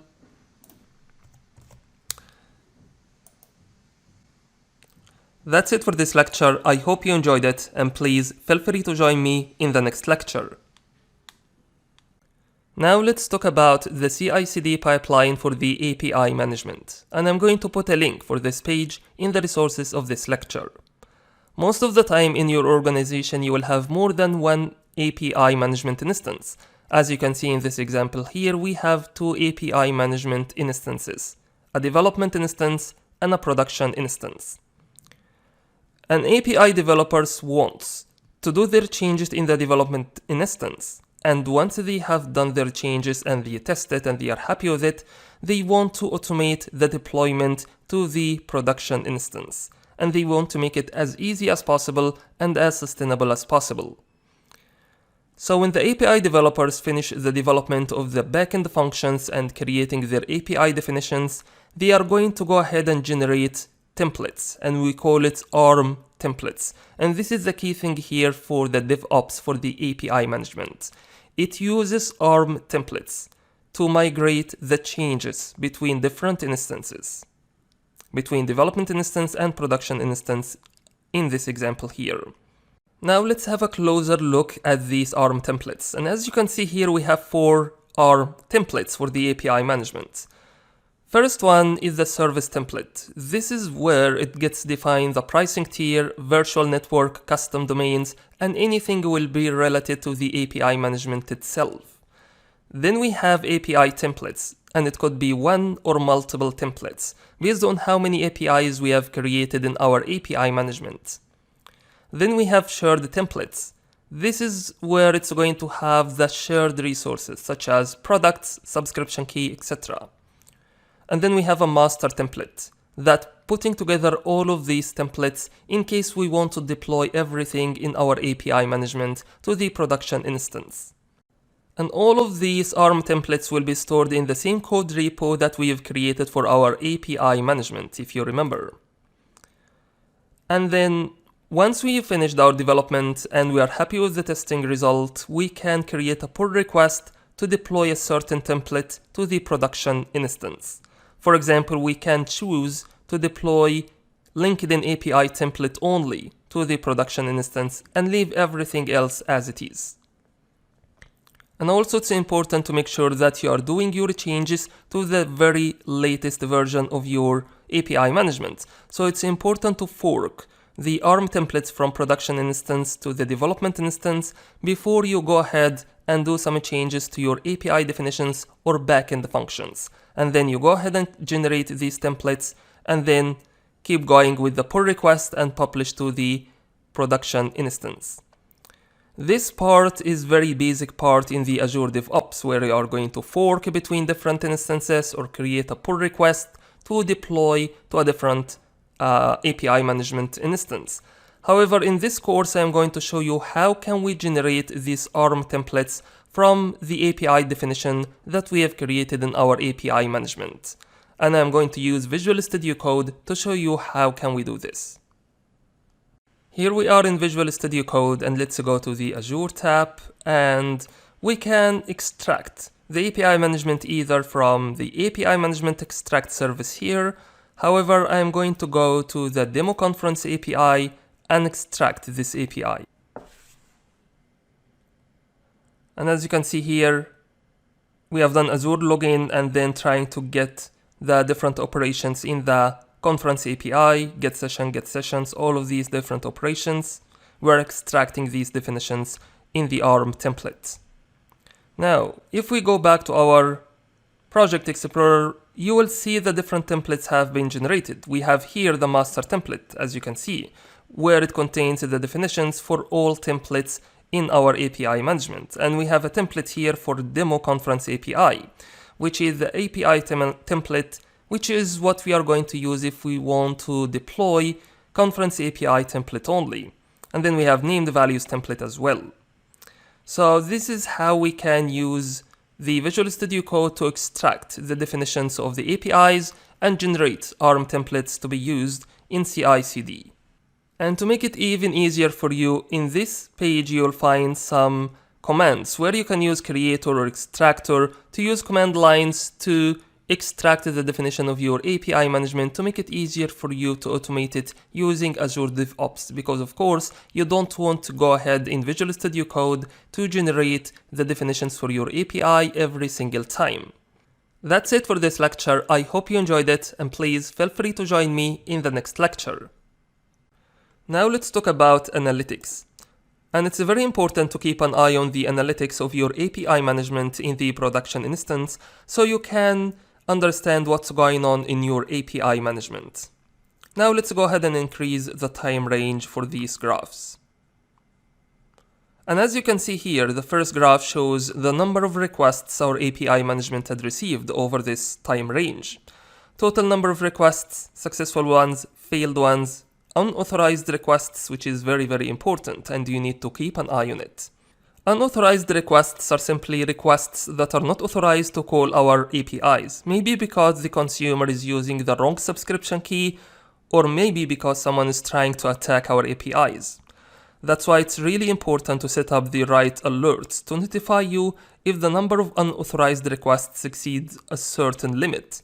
So then you can go ahead and check if they are really a genuine requests, or it's someone that's trying to break your APIs, and then you can react on that, notify your security team and networking team to protect your APIs or block these danger from your API management.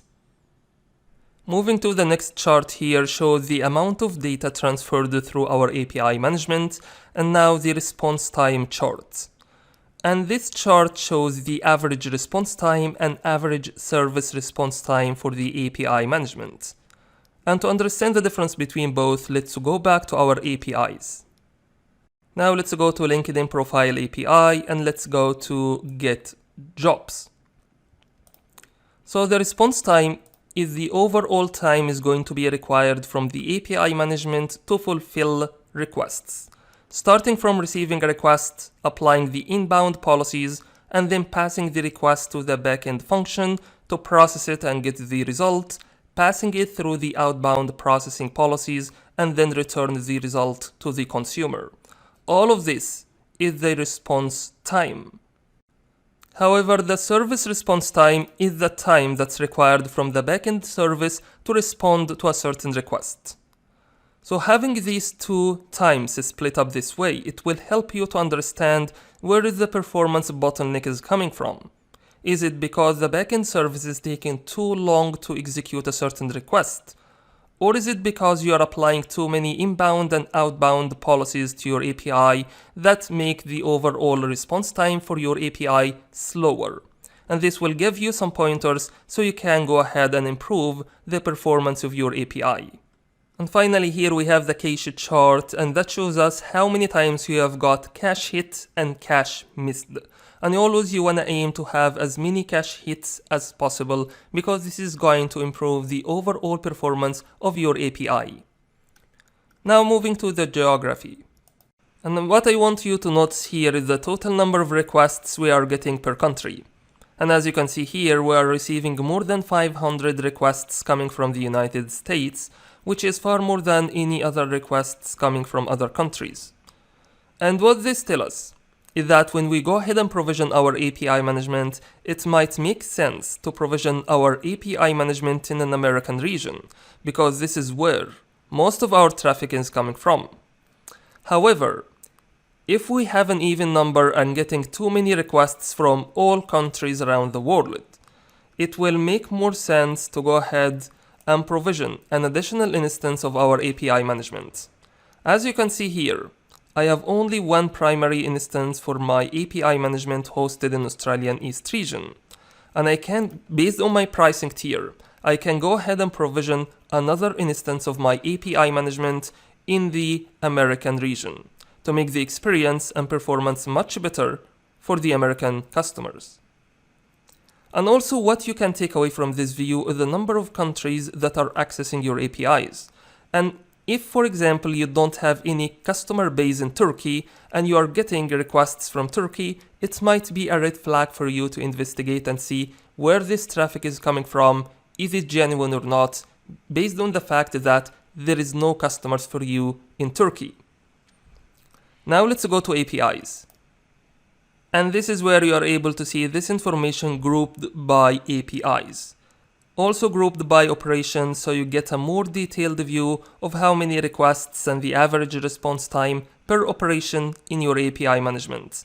Same information grouped by product, subscription, users, and at the end, you're able to see the different requests and response code that's been called to your API management.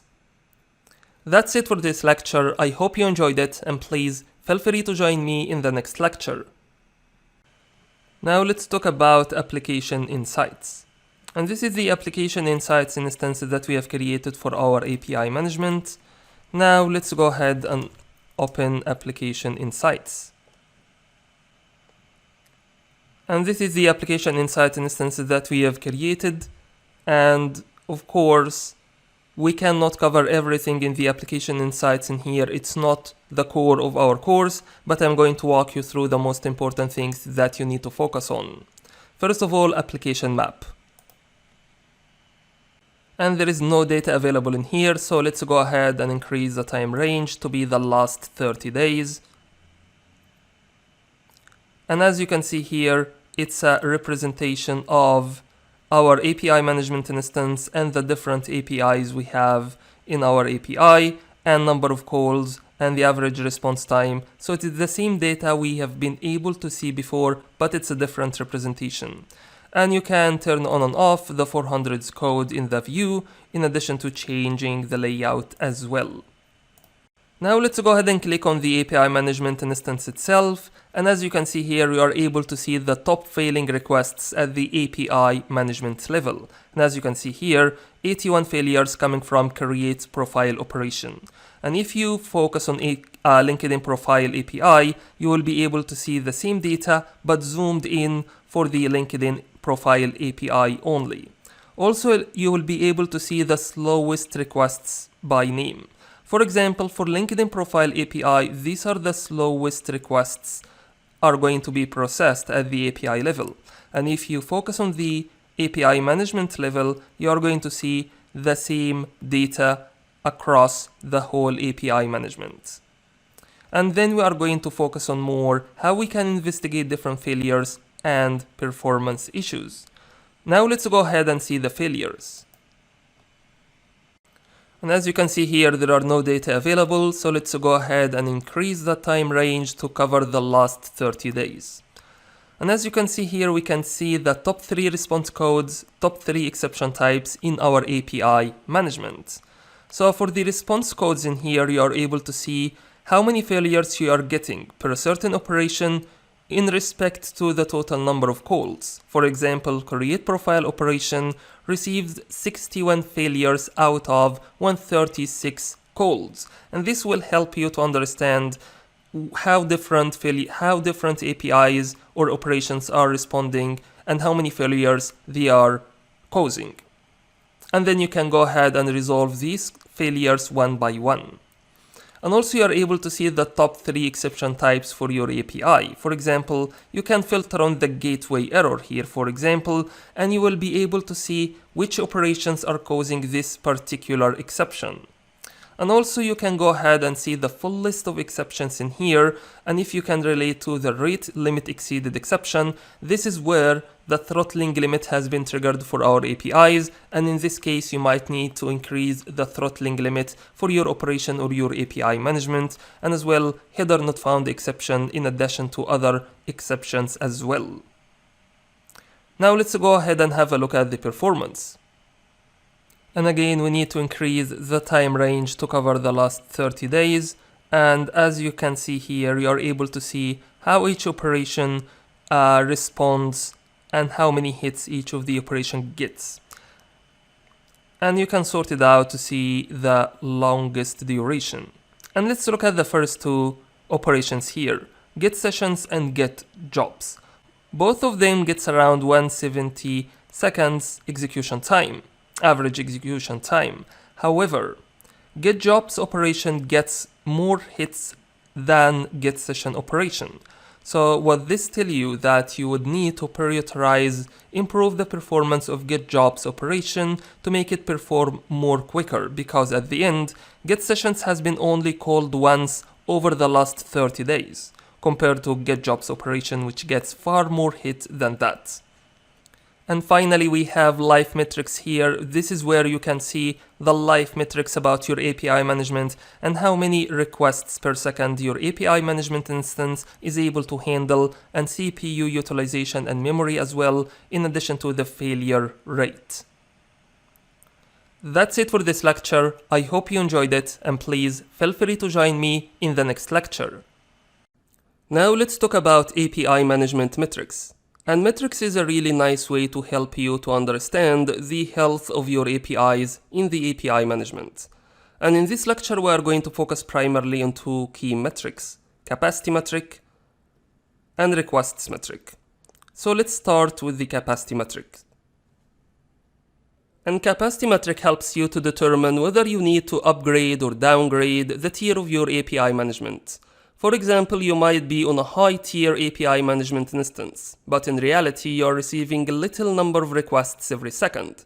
And in this case, it will make more sense if you downgrade the tier of your API management to make it more cost-effective. And on the other side, you might have a really low-tier API management instance and you are receiving an overwhelming number of requests. And in this case, it will make more sense if you upgrade the tier of your API management to accommodate to the number of requests you are receiving. So capacity metric is the one metric to go to know whether your API management is on the right tier or not, and whether you have the sufficient number of instances deployed for your API management. And then you can take it to the next step and either increase the number of instances or reduce the number of API management instances. And if you are into DevOps, you can watch the capacity metric and see how it goes. And then you can automate the allocation and deallocation of extra instances for your API management. Now let's have a look at this graph here. And as you can see here, the maximum capacity usage for this API management is 5.5%, which is quite low, isn't it? But don't make this trick you, because this view only covers the last 24 hours. And if we expand it to cover the last 30 days, we will see that the capacity has reached up to 40% at a certain point when we have been using too many requests for our API management. So before you go ahead and measure the capacity of your API metric, it's very important that you select the right time range for your API management. One day won't be realistic to measure the capacity of your API because the usage can be different over the week and the weekend, day and night, and different criteria. And it's important to put all of these into consideration when you measure the capacity of your API management. Now that's enough for the capacity metric. Now let's go to the requests metric. And the requests metric shows you the number of requests that your API management has received. Whether those requests are successful or not successful, all of these requests are captured under the requests metric. Now let's go ahead and add a filter, and let's add the backend response code. This is the response code of the backend Azure function. And let's filter the value.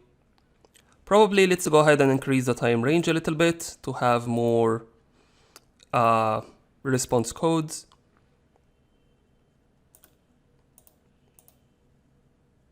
And then let's select 500, and it's going to update the chart to get the 500 response code from the backend Azure function. And you're also able to get the backend response code category.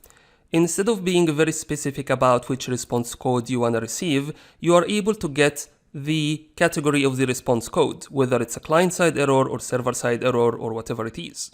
So, for example, if you are going to select 5xx, it's going to return all 500 response code that's been returned from the backend Azure functions. And also you are able to do the same for the gateway response code, either to get it very specific response code for the gateway or to get the category of the gateway response code as well. Also, you are able to filter out by the host name of your API management, in addition to the last error seen for your API management, whether it's operation not found or any different kind of error that might get raised in your API management, you are able to filter out by selecting these values. And also finally, the location of your API management. In case you have deployed multiple instances for your API management, you are able to see the metric for a specific instance. But in our case, we have only one instance because we have a dev tier, so we can only select Australia East region. And to get the most use of the metrics, you need to combine it with alerts. And this is what we are going to do in the next lecture. We are going to see how we can create alerts that it's going to notify certain team members when a certain metric has been triggered. That's it for this lecture. I hope you enjoyed it, and please feel free to join me in the next lecture. Now let's talk about alerts. And it's okay if your view is a little bit different than my view because I have already created an alert and triggered it before I record this lecture. Now let's go ahead and create a new alert rule. And as you can see here, it's assigned for our API management instance in the courses subscription and dev resource group. Now let's go ahead and create the condition. And those are the metrics that we have talked about before, and I'm gonna go ahead and select the capacity metric. And the dimension name I'm gonna be Australia East because I have only one instance for my API management instance. And I'm gonna select the static threshold if the value is gonna be greater than 1%, and the aggregation granularity is 5 minutes, and the evaluation runs every 1 minute. So what this means that every 1 minute, we are gonna evaluate the last 5 minutes of the capacity metric to see if the average capacity metric is more than 1% of utilization, then it's going to trigger the alert. Now let's go ahead and add the condition, and let's select the action group to be Application Insights Smart Detection, and let's name this alert rule to be Capacity Alert. dev resource group severity level 0. And let's go ahead and create the alert. Now it's going to take a minute or so for the alert to be evaluated, because that's how or what we have specified in the alert configuration. So I'm gonna pause my recording until the alert been triggered, and then we'll get back to you. Now the alert has been triggered. As you can see here, the severity 0 has got one alert, and if we click on it, we will see that our alert has been triggered. The capacity alert has been fired for the API management instance, and we can get into it to see what actually was the configuration we have created for this alert. That's it for this lecture. I hope you enjoyed it, and please feel free to join me in the next lecture. Now let's talk about logs. If you remember, when we created the API management instance, we have created a log analytics workspace with it. And as you can see here, there are a predefined set of queries you can use straight away to get some result from your log analytics. So let's go ahead and use the number of requests query. And as you can see here, no data has been returned. Although, going to the analytics section, we are able to confirm that our API management has received 13 requests over the last 24 hours. So why those requests are not shown here in the log analytics? And the reason for this is we haven't set up the API management to send the logs to a log analytics workspace. So let's go ahead to the diagnostic settings to see how can we fix this. Then let's go ahead and add diagnostic settings, and let's select gateway logs and all the metrics. And when it comes to the destination, we can select to send our logs to either log analytics workspace or a storage account or to an event hub. And for this case, I'm gonna select log analytics workspace, and this is the workspace that we have created before.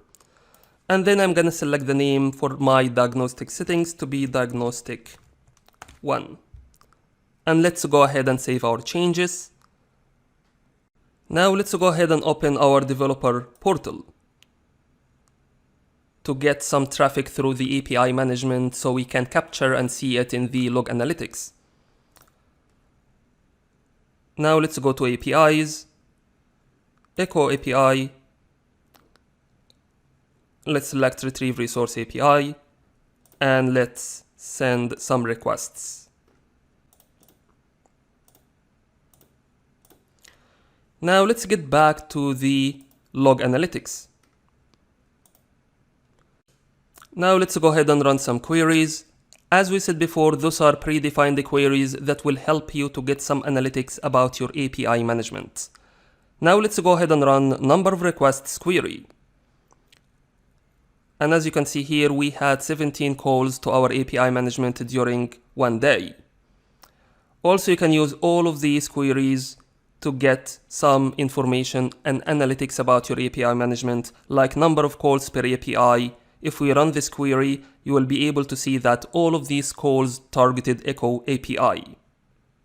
And also, if you go to tables here, you are able to see API management gateway logs, and it includes different kinds of attributes and columns that you can use to create your own query to get more data about your API management. Now let's go ahead and expand the time range to be the last 7 days, and let's run the query one more time. As you can see here, only 17 calls for echo API. And the reason for this, API management starts to export the logs and metrics to the log analytics workspace from the time we configured the diagnostic settings and instructed the API management to export its logs and metric to the log analytics workspace. Any logs or metrics prior to that point will not be exported to the log analytics workspace. That's why it's very important to make sure you configure your API management to export its logs and metrics to log analytics workspace from the get-go, especially for the production instances. That's it for this lecture. I hope you enjoyed it, and please feel free to join me in the next lecture.